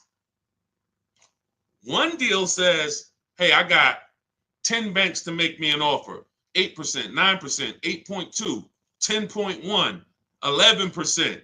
8% was the best. Now we know. That's how we get rid of buyer's remorse. We must get offers. The reason you guys have buyer's remorse like you do and anxiety, even before you make a deal, you're not getting offers. So whenever you're about to make a deal, you hesitate because you don't know if it's a good deal. You can solve all those problems by learning the Cars from Home way to car shop and getting multiple offers. It's very simple. It's easy, much easier than what you've been doing in these dealerships, and it guarantees we got the best deal. I want you to move from this place of hoping to a place of guaranteeing. Okay? So what you're going to do with your credit not being good is you are going to determine first, are you a leaser or are you a buyer? Should you be leasing? Are you buying cars to keep 8 to 10 years or not? No, Deshaun, I'm not. So if you're not, then your goal should be to set yourself up to lease. Now that might take you 2 years. You get you an inexpensive car, get a small $10,000, $12,000 loan, pay that payment, $250 payment, pay it on time, build up your credit. You're not going to drive the fanciest car. This is my plan for short-term people with bad credit. It's in my book. It's in everything I teach. If you have bad credit, you know, Deshaun, I should be leasing. I want to be driving brand new cars, you know, like the people you show in these streams, paying cents on the dollar, super low payments, but I don't have the credit yet. You're setting yourself up. Let's get set up for the lease. And if you're a person with bad credit and you are going to keep the car 8 to 10 years, then you got to make sure you got a great car. Find yourself a great car. You can use our system, new car, used car. Once you find that, you use an independent lender. I have some I recommend in my book. And now, LendBuzz is one of them. LendBuzz is a solid company. You're going to pay higher interest because your credit's not good. But in 18 months or a year or 2 years, when you fix your credit, now you refinance. So 2 plans for people with bad credit. One of them is short term, small car, flip out of it into a lease in 2 years, drive something you don't like for 2 years, pay it on time, fix your credit, be responsible, invest in your credit so that you can go out here and make power moves, and then you move into a lease.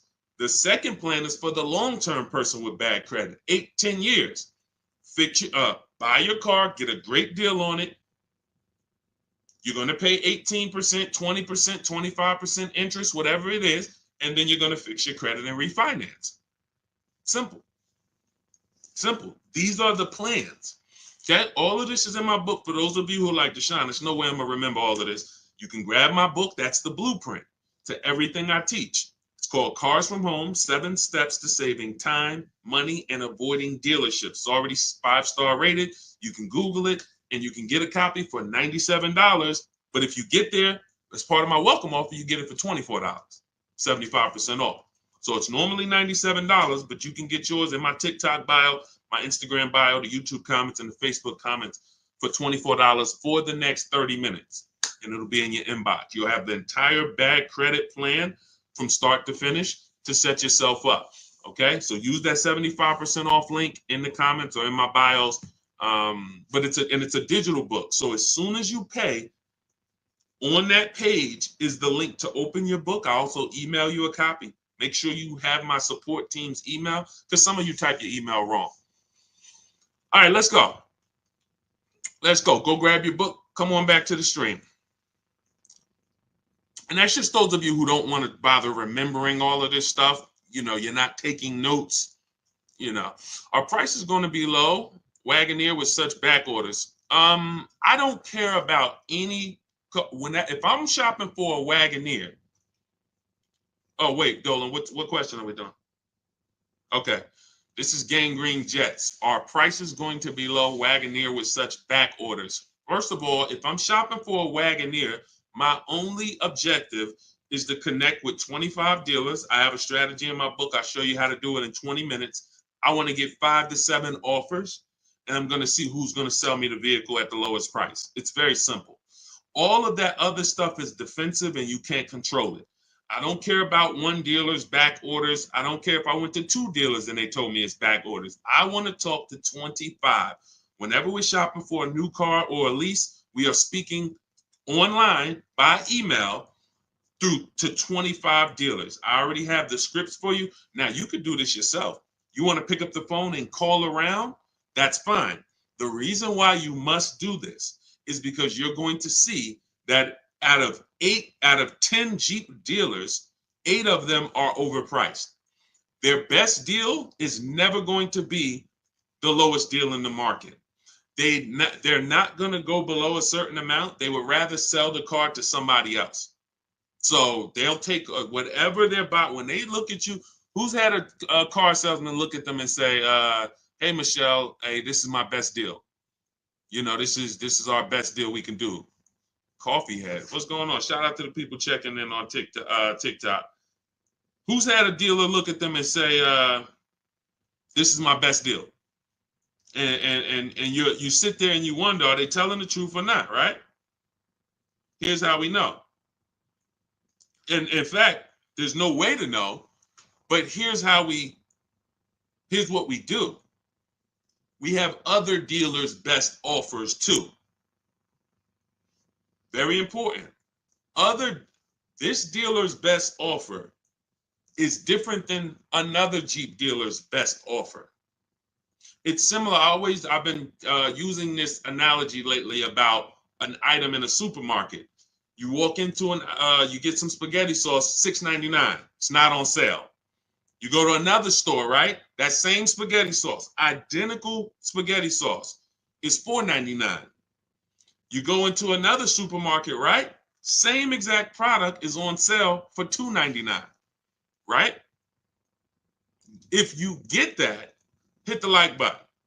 If you get that and you're on TikTok, double tap the screen. See, if I can get that principle to lock in, because there's still people that don't know, dealers sell cars for different prices. There's still dealers that say, oh, I mean, there's still people that say, you might be one of them. Man, I went to Nissan. They gave me an offer, man. Nissan is expensive. No, that Nissan deal is expensive. Come on, y'all. I don't see enough dollar signs up. Let me know. Or if you are getting this, hit the like button, type dollar signs if you're getting what I'm telling you. You have to see cars as cookie cutter. Dealers want you to fall in love with one car. Look at this black Honda Accord. Oh, it's this nice black Honda Accord at the dealership up the street. There's 1,000 of them. When you start seeing, wait, this same black Honda Accord that you have, there's tons of other dealers that have it. Now you're on your way to start saving money. Now you're on your way to start saving money. You're not going to save the money you're not going to save the big money on any car thinking this is one of a kind. It's just not going to happen because they've gotten you to think that we're the only ones who have this car. There's not a lot of them out there. There's only 2 out there. This might be the only one. That's what they want you thinking. You're not going to shop competitors and you're going to pay whatever they tell you to pay.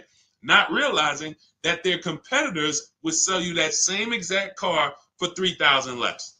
Let me show you the difference in offers so you can get an idea of how big of a difference there are between great offers and bad offers. So let's look at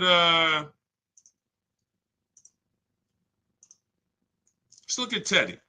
Teddy's always a good deal because it's a what I love about Teddy is there's a $300, wait, not 856, 956, 1056, 1123. So from Teddy got a BMW from his best offer of $856 a month, no money down, $73,000 vehicle, to his worst offer is $1123 a month, no money down. Same vehicle. Look at this. The highest offer he got was $1123. His best offer was $856. Same exact car.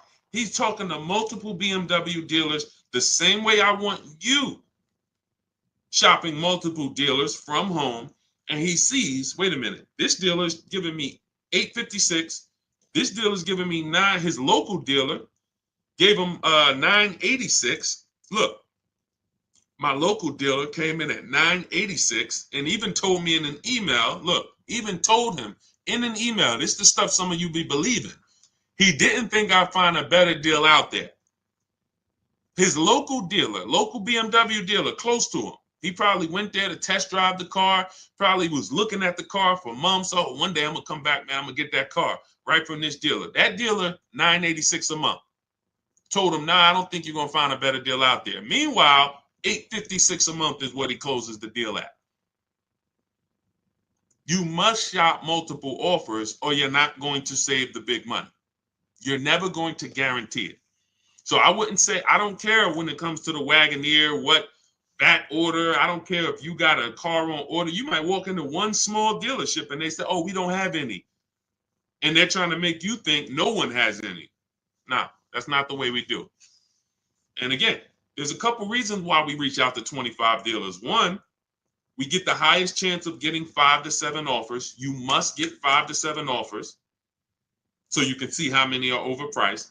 And then we get to shop out of all of these dealers' inventories. What's up, OnStar?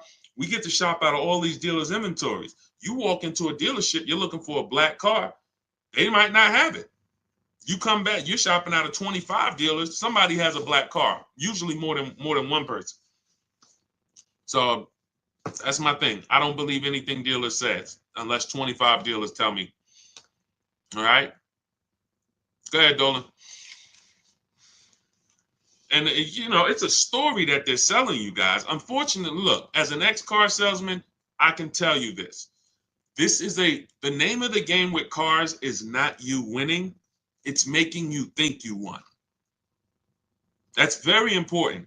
It's very important for you to distinguish the difference between winning and thinking you won. Winning is you saw all the offers, you had a lot of people competing, you picked the best offer. That's winning.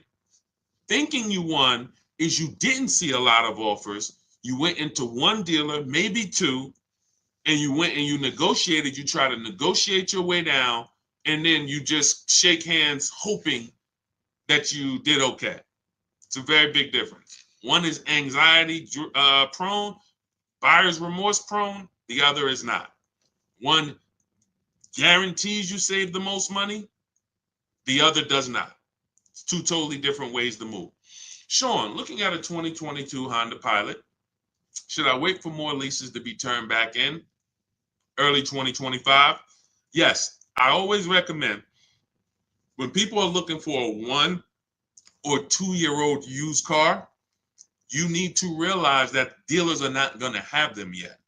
Because the way dealers get used cars, they're either going to buy them from auction, which means somebody had to either have the vehicle repoed, or they had to have the vehicle, or they sold the vehicle, which doesn't happen a lot, or they traded the vehicle in, the dealership bought it, or at the end of the lease, a dealership bought it. All of these things don't usually happen in 2 years. You don't typically see a lot of people, because it's a recipe to lose a ton of money, buying cars and then trading them in a year or two. So how would they get these cars? You know, Sean, that's the big deal. So what I always say is you're not going to see used cars until about 3 years. About 3 years. If you're looking for a 2-year-old one, it's going to be very tough for you to find it. So by the time the 2025s really start hitting, which is now, 2025's out. Now you should start to see those 2022s start to come back off lease right about now. And never buy listen, well, you're not buying a 2-year-old one or a 1-year-old one. So it doesn't matter. But yeah, that's what you would do. Wait until you're seeing enough inventory where you can start to see what the prices are. Because if you don't have enough inventory to see the prices, you're gonna guess. And now you're in trouble. You could be in trouble. You could be in trouble. Okay? So that's what you do. Go ahead, Dolan.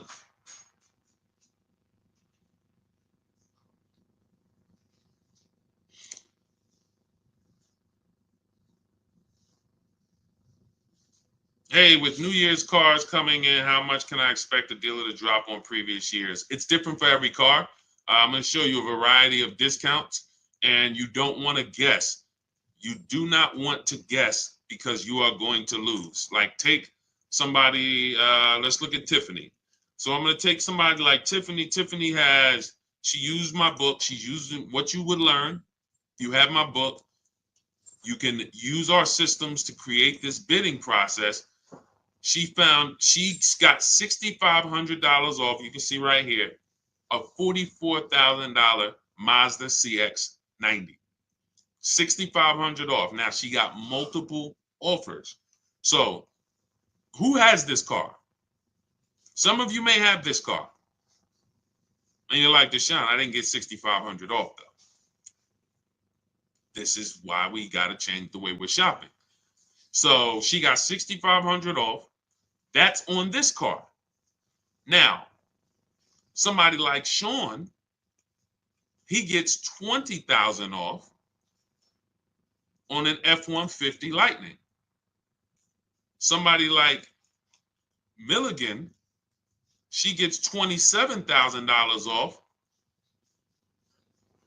with the rebates and discounts on her Mercedes EQE. As you said, you saw Teddy, who I showed a little while ago. He said that his best deal, from his best deal to his worst deal, was $856 a month, all the way up to like $1129. So you have no idea how much the dealer who's going to win your business is going to take off. because you don't know what rebates are on the vehicle. You don't know what incentives they've given them. You don't know anything. Who cares? You come in and asking for the invoice price. If any of these people had paid invoice price that I just showed you, they'd be thousands of dollars poorer.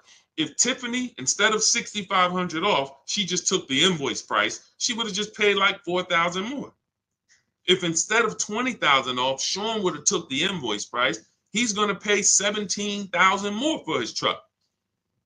So here's what I know about negotiators. This is why I say, you negotiators, you don't really get good deals. I know you. I used to be a negotiator for a living. Here's why I tell you, you guys don't get good deals. You think you do. You don't know where the bottom is. And you go into a dealership and you are trying to feel for the bottom, not realizing that if you're dealing with what we call an 80% dealer, which is no matter how much they discount, they're never going below a certain amount, then you can't get them down. Once they say that's my best deal, that's my best deal, you take the deal, not realizing that a dealer that's 45 minutes away would have beat that deal by $5,000, $3,000. This is how it works. This is how it works. You cannot go in looking to feel for the bottom on a car. You don't know, you don't have access to any of the information to know what dealers truly own the car for and how much incentives and rebates they have. So what do? You get bids. It's very simple. You just get bids. See, what you want is you want a magic pill. You want, okay, every single car that's a Range Rover Sport, you should save $6,200 from that. Go get it. Oh, that's a Mazda CX-90. You should save $7,100 from that. That's a BMW X5. You should save $10,000 off that. That's what and that would prevent you from having to do the work. That's not what happens. That's not a reality. It's not a possibility. Even if, like I just got an Infiniti. We got an Infiniti truck. We leased it a couple weeks ago. $499 a month, $1,200 out of pocket, $54,000 vehicle, beautiful vehicle, QX60 Lux. They took off $8,000. They took off $8,000. I didn't go into the dealership to get that $8,000 off. I stayed right here, spoke to multiple Infiniti dealers. They all competed. Some of them took off $3,000. Some of them took off $5,000. Some of them took off $6,000. One of them took off $8,000. I sat right here while people were competing. See, they've got you begging for deals. Unfortunately, you're spending 5 figures, 50,000, 70,000, some of you, 100,000, some of you, and you're begging for people to give you a deal and buy. And that's not. You start shopping the way we want you to shop. Embrace what I'm trying to tell you. Use my 7 steps. You'll be empowered and you can shop from home. You'll have people competing for you. You'll start feeling like you're the prize, which is what you should when you're spending this much money. So there is no estimate. There is no, I think you should save about 10 grand. If Milligan would have started shopping for her Mercedes and she would have been like, well, I'm getting a $79,000 Mercedes. I got it up on the screen because everything I say, I like to prove it. $79,000 Mercedes. Now you look and you say, all right, she might have went in here if she was a good negotiator and she said, man, I'm looking for 10% off. I'm looking for 10% off. I'm looking for whatever. Just make up a number. She didn't know she was going to get $27,000 off.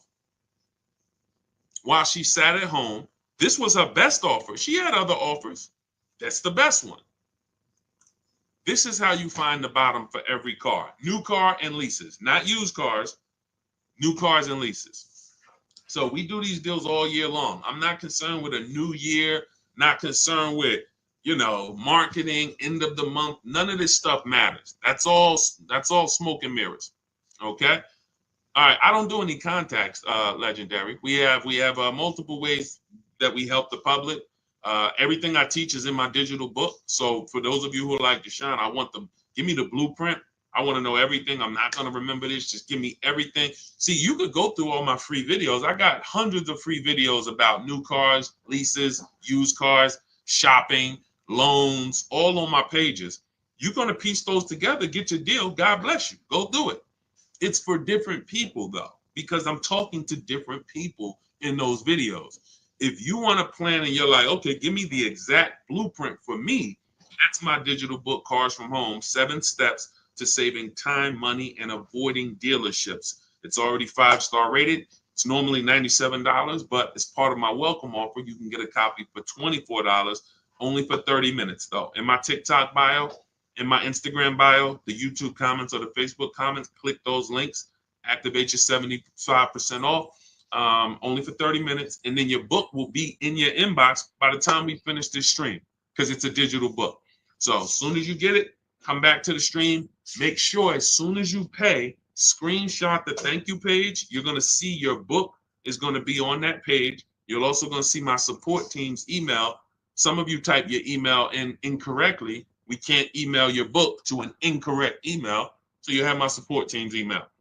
So go get it. That's my welcome offer to you. Now, for those of you who you have a different learning style, you prefer to learn with people. You prefer to do things as a group. You rather work directly with me. We have a pro. You can go to those same links, hit shop with Deshaun, see if you qualify. Everyone's not going to qualify for that program, but you can go through that. And then instead of reading, you have a visual blueprint with short videos that I've made. You'll have coaching from me. We have a private Facebook group, and you'll have everything. It's different learning style for people who like a little bit more of a group. Just hit the button that says shop with Deshaun. Okay. I don't care how you get the results. I don't care how you save money on cars. You could do it my way. You could do it your way, as long as you do it. And what I find is most people just aren't doing it anyway. They're not doing it any type of way. Go ahead, Dolan. Let's try to get through more. See, we got a lot more, so let's go. How do I drive the car I want, BMW 745, without paying an outrageous monthly amount? It's very simple. Money, when it comes, all right, so when you're buying, the only way you're going to save is you got to get money off the car, because when you are buying a car, a $70,000 loan is going to be what a $70,000 loan is. Only thing is interest is going to change. $70,000 on a loan is roughly $1,300 on a 5-year loan. $1,300. Maybe if you take a 6-year loan, you could get it to $1,200. That is what a $70,000 loan costs. Now you might say, well, Deshaun, I can't afford $70,000. Okay, it's 2 ways. You're either going to purchase it and put money down so that your loan is not $70,000. Deshaun, instead of $70,000, I put down $20,000. My loan's only $50,000. All right, you got $1,000 a month car payment, $900 a month if you take it for 6 years. And I see some of us on here, and I know what you're thinking, Deshaun. My payment's lower than that. You took a longer loan, and I don't like talking about those things. I don't like to talk about people with 8-year loans on cars, or 7 even. That's like if I'm in a $1 million house, but I'm in a 50-year mortgage. Yeah, I'm living in a mansion, but my mortgage is 50 years, not 30, not 15. I stretched my way into this house. I didn't comfortably move in. I couldn't afford the mortgage for 30 years. I had to get a 50-year mortgage to live here. That's how a 7-year, 8-year, 9-year loan is. You're just paying too much for a vehicle. You're paying too long for a vehicle. And at a time where your car's paid off, you should be putting money away. You're still paying monthly payments. You should be putting money away for repairs and for upkeep. So that's how you buy. You can't change. Now, what you can do is you could look at leasing. If you're not keeping your cars 8 years, you saw Teddy's deal on his BMW. We got 2 BMW deals I'll show you. Tope got her BMW i4 eDrive, $54,000 vehicle, $690 a month. Beautiful car payment. $690 a month, $54,000 vehicle. That's a 1.3%, 1.26% lease. Beautiful. Or look at Danielle on her Audi, $44,000 vehicle, Audi A3, $550 a month. And where's Teddy on his BMW? Oh, look at Kimberly on her Maserati, $91,000 Maserati, $944 a month. That's a 1% lease. This is extreme affordability for these cars. $73,000 BMW Teddy, $856 a month. So that's the two ways. When you look at your BMW that you say you want, you cannot magically make that payment something, oh, I want to buy that $70,000 BMW. Get me the $600 a month. They'll put you in a 10-year loan. You'll roll out of it, and they'll get 15 grand out of you. How much could you put down? I could put down like 15 tops, but I got to be at like 600. No more than 7. All right, good news. We got you to you give us 15. We got you to 709 a month. Oh, for real? Can I take it today? Yep, you can take it right now. You got the 15? Yeah, I got the 15. Let me go to my bank. Now you're going and you're literally driving and you're wondering, and you're like, you're not even wondering. You don't even know how bad you did. But you're driving in a car that has a $700 a month payment that is $700 a month because you're in a 9-year loan. That's not a great deal. That's a horrible deal. That's a horrible deal. So when we look at how we're going to get these cars, you move in with strategy. You need to know, am I buying or leasing it? And that's the 8-year rule. If I'm not keeping this car 8 to 10 years, I'm not buying it. I should be shopping for a lease. I'm going to pay a lot less. I'm going to drive brand new cars. I just need to make sure I get my correct mileage and don't be like people who want to save $20 a month. So instead of getting 12,000 miles a year, they get 10. They know. Look at Jen. I teach my people when we lease. I teach my people, look, $512 a month was her Honda CRV hybrid, $40,000 vehicle, $512 a month, no money down. She got this right from home, but she had to bump it up because she needed 18,000 miles a year. She didn't go out of there at $512 a month. Look, 18,000. She bumped it up to $563 a month, $47 more a month, and she gets to drive 18,000 miles a year and enjoy her lease. You know how many people and I'm telling you, I've been in the car business since 2006.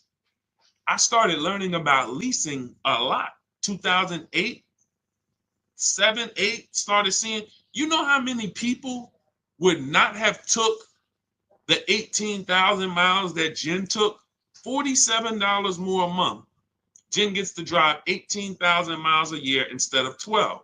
They would have here's what they do. When y'all hear these people talk about leasing, it's a bunch of stuff they don't know what they're doing. And then look, I'm here to correct it. If they jump on these streams, ask their questions, we can answer them. But one of the things that I know they do, and then they blame the lease, is they'll know they drive 18,000 miles a year, but they take 12. Now that's 6,000 miles per year that they did not get that they know they needed. I have a chapter in my book. I have a little paragraph. It's not even a chapter. It's a paragraph in my book called How to Choose Your Mileage Wisely. Because this is very important to having a great lease experience, choosing your mileage wisely. So 6,000 miles per year. We only do 3-year leases. We do not do 4 years. So that's 18,000 miles that they didn't get. They're going to be penalized for that at 25 cents per mile. They're going to have a $4,500 bill coming to them. And they'll probably call the dealership and say, hey, I went over my mileage. Can you get me out of it? And the dealer, who has nothing to do with the car, it's the bank's car, will roll that penalty right into the next lease. And then they end up paying. They never get great deals. These people are never, if you're this person, I'm talking you need to change this because you're never going to get great deals. It's just not going to happen. You cannot roll penalties into your next lease and think, oh, I got a great deal, when you didn't have to roll those penalties in. You didn't. And the first thing you should have did was pick the right mileage. And then, let's stop getting out of our lease. So the point is, let's get to this. $4,500 is the penalty that's coming. Now watch this. Jen, she only raised her payment $47 a month for 36 months. That's $1,692. $1,690. I'm talking to you high mileage people who like, oh, Deshaun, I drive 15,000. Can I lease? I drive 18,000. Can I lease? I drive 30,000. Can I lease? If you're not keeping your cars 8 years, you should all be leasing. It's not even a question. So $1,692 Jen pays to drive 18,000 miles per year. She pays an extra $1,692, but what she does is she avoids the $4,500 penalty. That's what, it's always cheaper to get it up front, a whole lot cheaper. So choosing your lease mileage wisely is so important. That's why, again, you see these people talking about, oh, I had a lease. Yeah, I went over the mileage and they billed me. That's your fault. I went over mileage and I bought the car and I ended up losing so much money. That's your fault. You shouldn't have bought the car. Now, don't buy a leased car because you went over mileage. Deal with the penalty. Let's make a deal. Roll with penalties in separate. Like, don't buy the car. And this is more than we could even talk about on this stream right now. But this is what we're seeing. I'm seeing people make horrible decisions. There's 17 million new cars sold a year. That number, and there's 40 million used cars sold. Half of those people buying used cars should be leasing, and they don't even know it. They don't even know it. Half of the people who are buying, spending $400, $500, $600 a month to buy a used car should be leasing, driving new cars, and they don't even know it. They're spending tons of money driving old cars, and they could be driving new cars for the same amount of money because they're not keeping them. They're not keeping them 8 to 10 years. They trading these cars in 3 and 4 and 5 years, losing tons of money. That's why we got to spend so much time on this. If I could get people to understand the leasing thing, your life is going to start to change when it comes to cars. Okay? Go ahead. Go ahead, Dolan. Go ahead, Dolan. Shoot the next one up, my man. We got time for a few more. When you say 1% to 1.5% of MSRP, does that include taxes and fees? Yeah. Somebody's asking a question on how we judge great lease deals. First of all, the 1% lease rule has been around. If your lease payment was 1% of the MSRP or less, you stole the car, it was great value. Doesn't mean it's the best deal you can get. Very important to understand that. Just because you don't go in and say, get me to 1%. That doesn't mean it's the best deal. This is how we're gauging value. 1% means when I add up all those payments, what I drove for the MSRP, if I'll give you an example, $40,000 vehicle, a 1% payment would be $400 a month. $400 a month times 36 months is $14,400. Now that's going to include, that's how much I'm giving the bank to use their car for 3 years, $14,400. Here you go.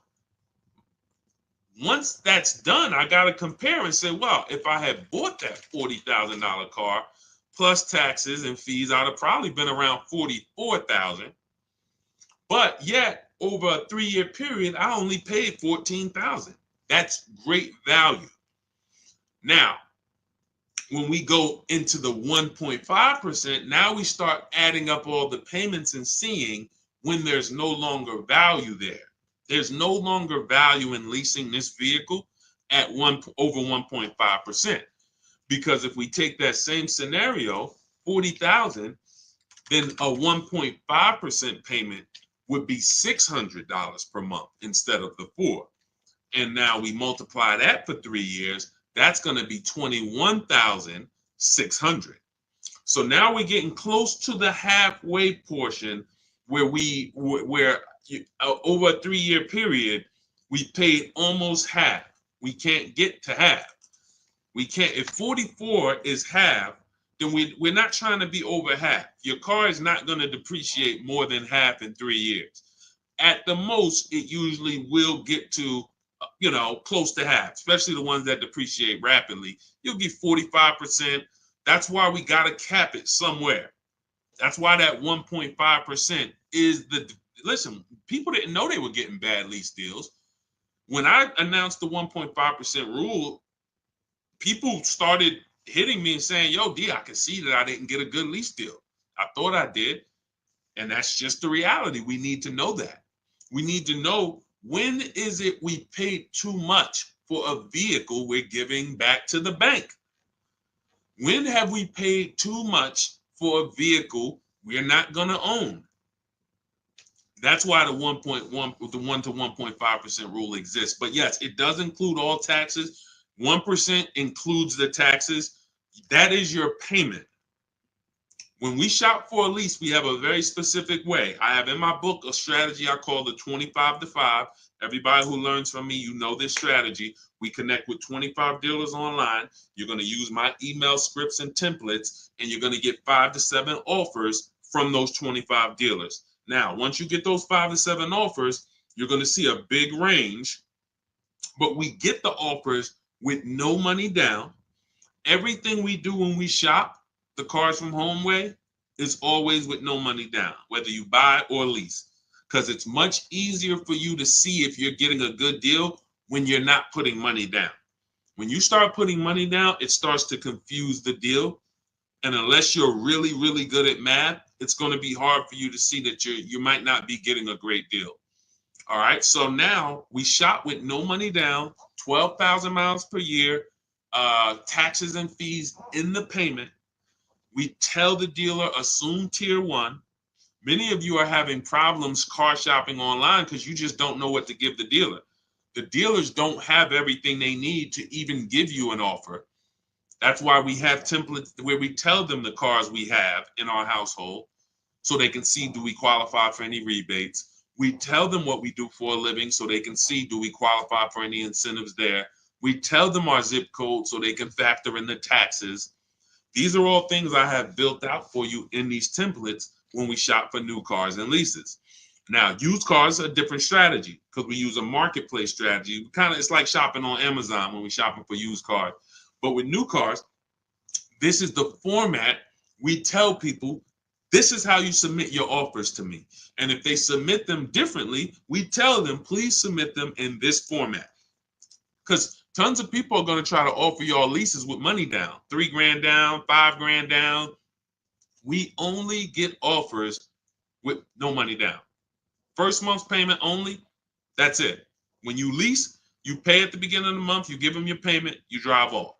That's all we're giving. When we are getting offers, that is how our templates are set up, and that's how we're able to screen the offers. You are having a big issue screening your offers because they're all coming in a different format. This deal is doing $2,000 now.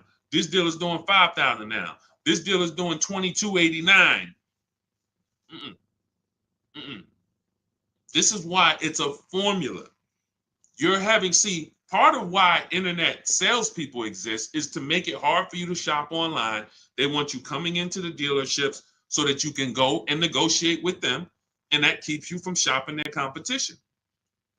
That's what internet salespeople's job is. It's not to sell you a car online. Who's tried car shopping online lately? Is it good or bad? Who's tried car shopping online lately? Just type good experience or bad. Good experience or bad. Let us know.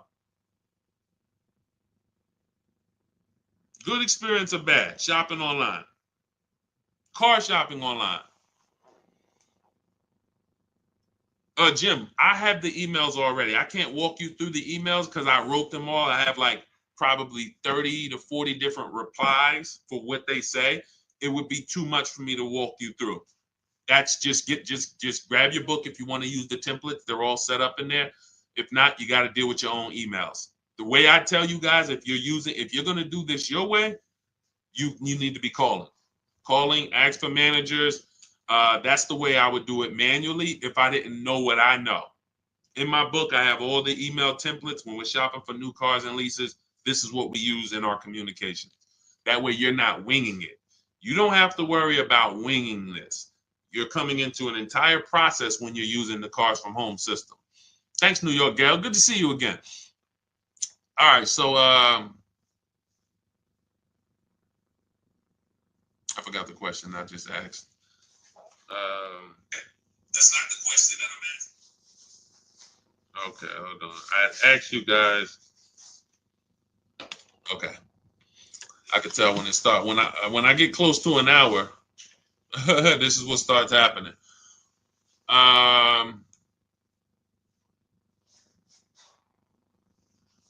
Hold on one second, Dolan. I'm trying to remember what I was just. What's the point we were just making?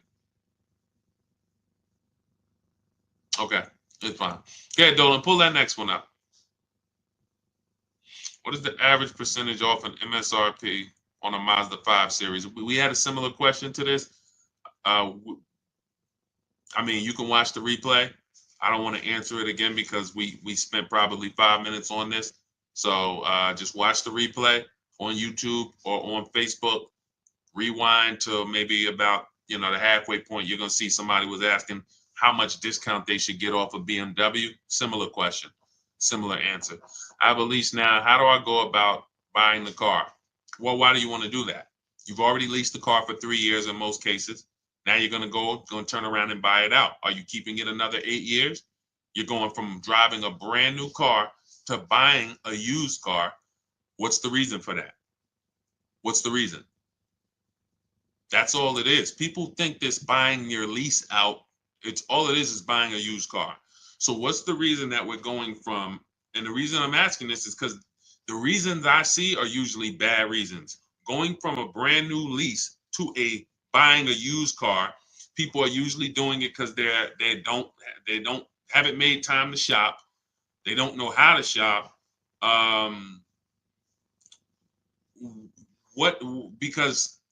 Or they got a bad lease deal.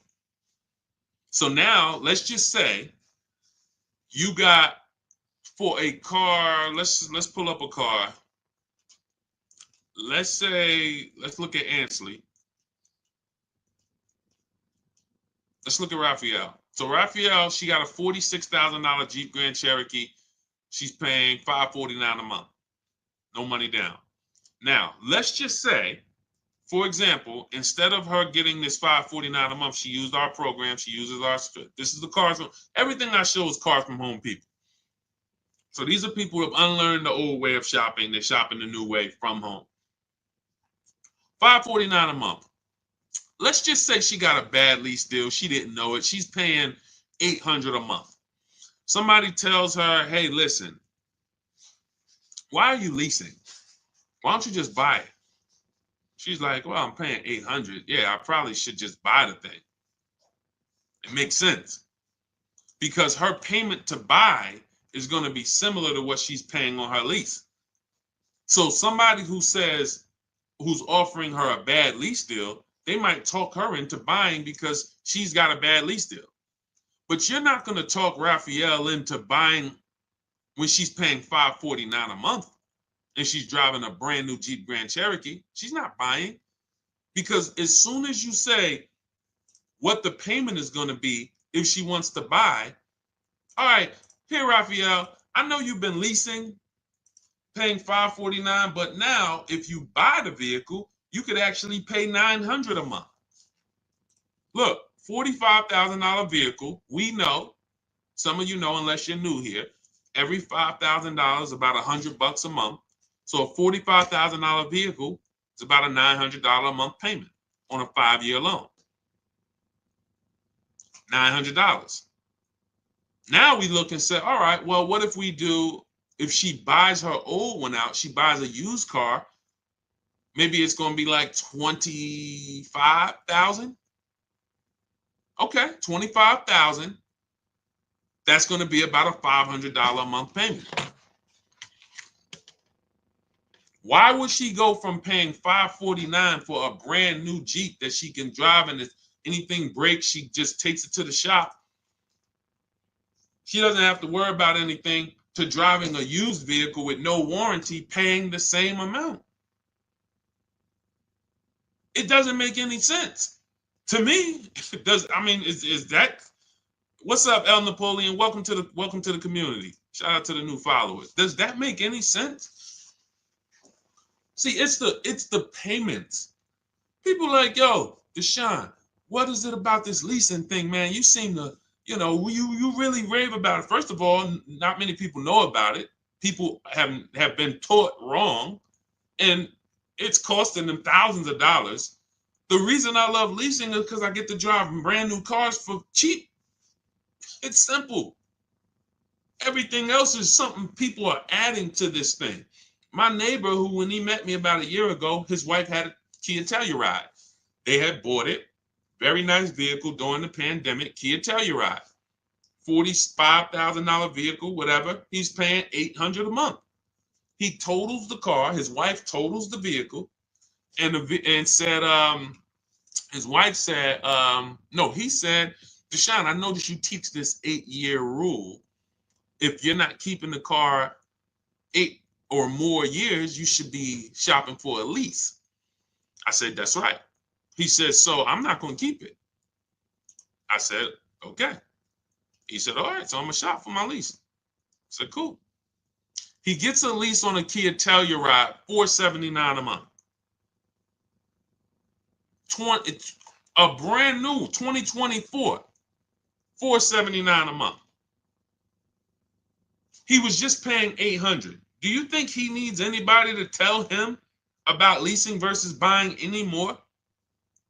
He just had the same exact vehicle in his driveway, taking $800 a month from his bank account, flipped to a lease, put no money down, and is paying $479 a month for the new version. You're just stuck. You got to get a great lease deal. You got to make sure your lease is correct. And again, if you're somebody who you keep in cars 8 to 10 years, this is not for you.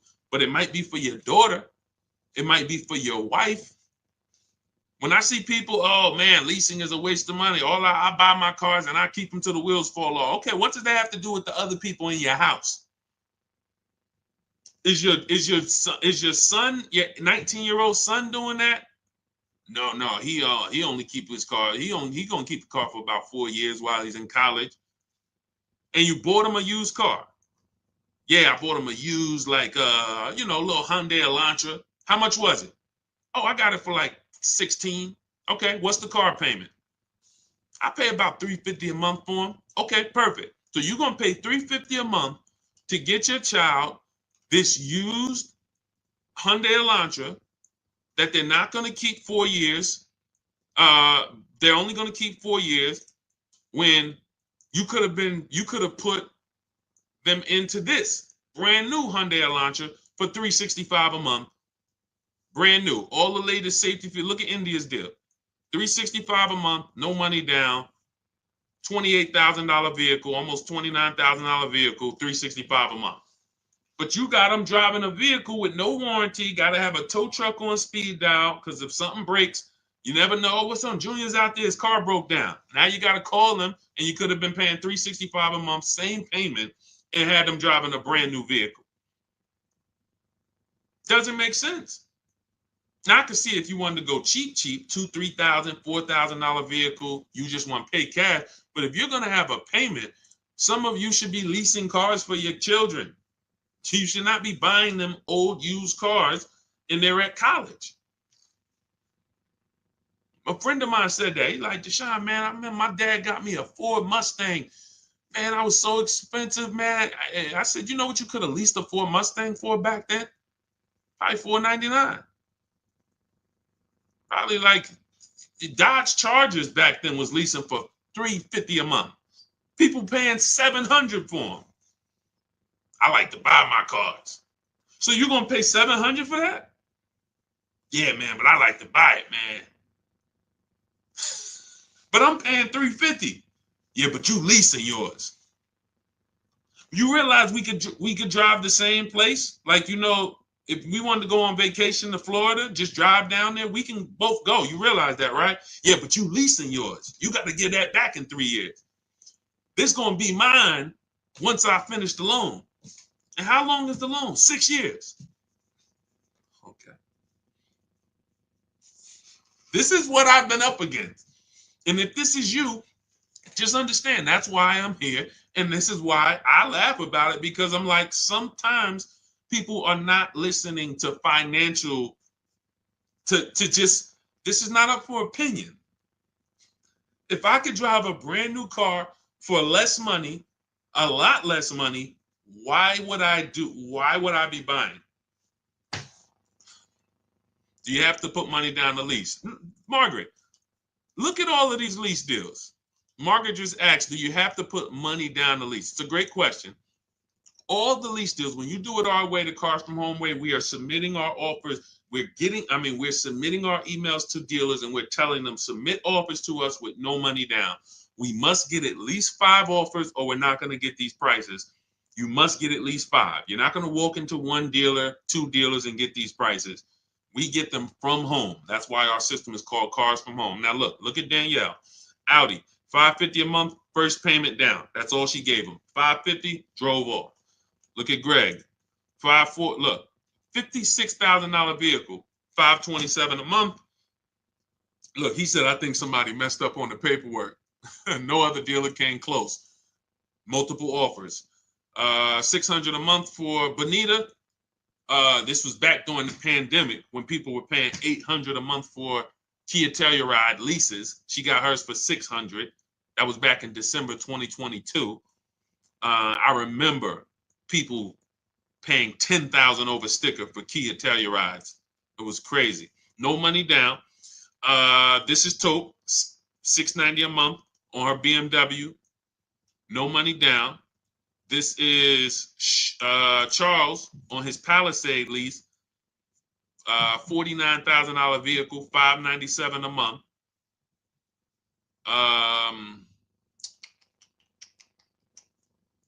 See, all of these offers, look, Zafrina, $579 a month.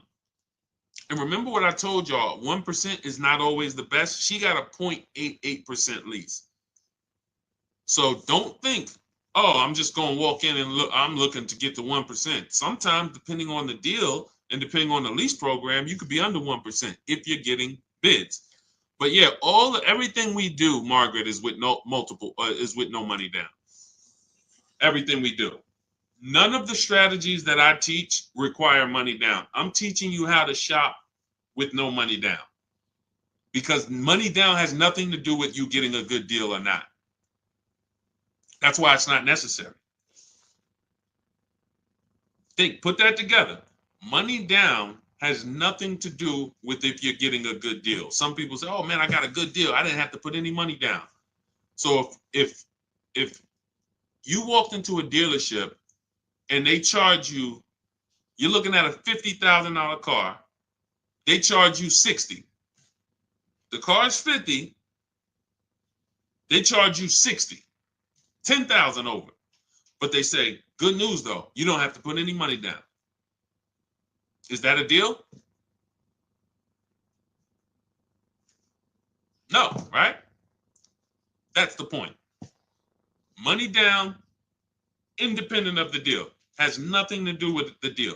The deal is, out of all, I'm shopping for this vehicle. Out of all the dealers in America, did I find the dealer who was going to take the most money off? That's the deal. Nothing to do with anything else. Now, your monthly payment and your budget, that's affordability. That's not a deal. Just because, look, I could go get a good deal on a Mercedes. Doesn't mean I could afford it. I could go get a good deal on a Rolls Royce. Might be $2,000. Somebody could come up to me right now. A Rolls Royce that's normally $5,000 a month. They come up to me and they say, hey, listen, I give it to you for $2,000 a month. I'm in an emergency. It's not in my budget. I can't pay $2,000 a month for a car. It's a great deal. You get what I'm saying? Affordability has nothing to do with the deal. The deal is we found a dealer. He's beating all his competition. He's taking off the most money. Here's his price. That's the deal. It doesn't matter if you could afford it or not. That means nothing. That means nothing. Hopefully you can afford it. Hopefully you're not looking at a car that is outside of your budget. But that is affordability, monthly payments, money down, zero to do with did I get a good deal. All that does is what did I want my payment to be? What did I want my payment to be? All right. So now everything that we're teaching is in my new digital book. If you're like, Deshaun, I want the whole blueprint. There's no way I'm going to be able to remember this. So much stuff we didn't even get into. We didn't get into high mileage driving. We didn't get into high mileage leases. We didn't get into rebates and used cars. We didn't do any used cars. Talking about how we shop for used cars and how to narrow it down. There are deals everywhere. And there's been deals everywhere. But one thing I can say, for the people who don't know what they're doing, there are no deals. For those, if you're like, man, I feel like there's no deals out here. I feel like everything is overpriced. For you, it is, because you don't have any strategy. You're winging it. And the second most expensive purchase of your life, you're just freestyling it. And you're going to do this multiple times. It's different with a house. Some people only buy one house in their whole life, maybe 3. You're getting cars for you, your family, your household. You're doing this several times throughout your life, and you're freestyling it. That's why you're not going to save the big money. That's why you're not going to have the peace of mind, the buyer's remorse. But if you come out of that, unlearn all of that, the way that they programmed you to car shop, start to stay at home, learn how to make dealers bid, how to make banks bid. That's another thing we didn't go into today. We didn't go into loans or making banks bid for our loan. This is all in my book. So if you guys are like, man, you know what? I want the whole blueprint. Give me the step-by-step. That's Cars from Home. 7 steps to saving time, money, and avoiding dealerships. It's a digital book, so it'll be in your inbox in literally 5 minutes, normally $97. But as part of my welcome offer, you can get your copy for $24, which is 75% off, but it's only for 30 minutes. So you got 30 minutes. Go to my TikTok bio, Instagram bio, the YouTube comments or the Facebook comments. Click those links. That's going to activate your 75% off. And you'll have everything I teach. Leasing, below market purchases, new cars, used cars, bad credit strategies, negative equity. Some of you are dealing with negative equity. It's all in there step by step. So once you pay, make sure you screenshot and save the thank you page. You can open the book directly on that page, but I also email you a copy. But sometimes you type your email wrong. I can't email a copy to a wrong email. So you'll have my support team's email. If that book isn't in your inbox in 5-10 minutes, Monday through Friday, reach out to my support team so they can make sure that you get your book. For those of you who want to work directly with me, if you qualify, click those same links and you can see, instead of reading, you might want a video experience and you might want to work with me on Zoom calls. We do 2 Zoom calls a month. And then we have a private Facebook group with over 1,500 people in it that have come before you. If that's more of your learning style, then you can hit the button that says Shop with Deshaun, and you can see if you qualify for us to shop together. Other than that, I put the information out. We don't hold back. There is no, hey, if you pay, this is what you get, except I have calculators. So there's things I can't give because I built them inside my book. There's like 5 different calculators, custom calculators that we use, budgeting calculators you put all your lease offers into, and then it tells you what to counter. Same thing with purchases. So I got a ton of stuff in there that's proprietary, but everything else I give away. I don't hold back anything in these streams. But I just know some people are like, I don't want to remember this. I'm not gonna remember this. Let me go deeper and make sure I have access to everything I need to know to save thousands of dollars on cars and time. People spending 5 hours or 2-3 days in dealerships. This is ridiculous. It's not necessary. Hey, you'll wonder why you didn't come over sooner, because it's out of control. People going back to the dealers 2-3 days. Let me see if I can get some more money off. Anyway, it's not a good way to do business. So shout out to everybody who grabbed your book. Thanks for checking in.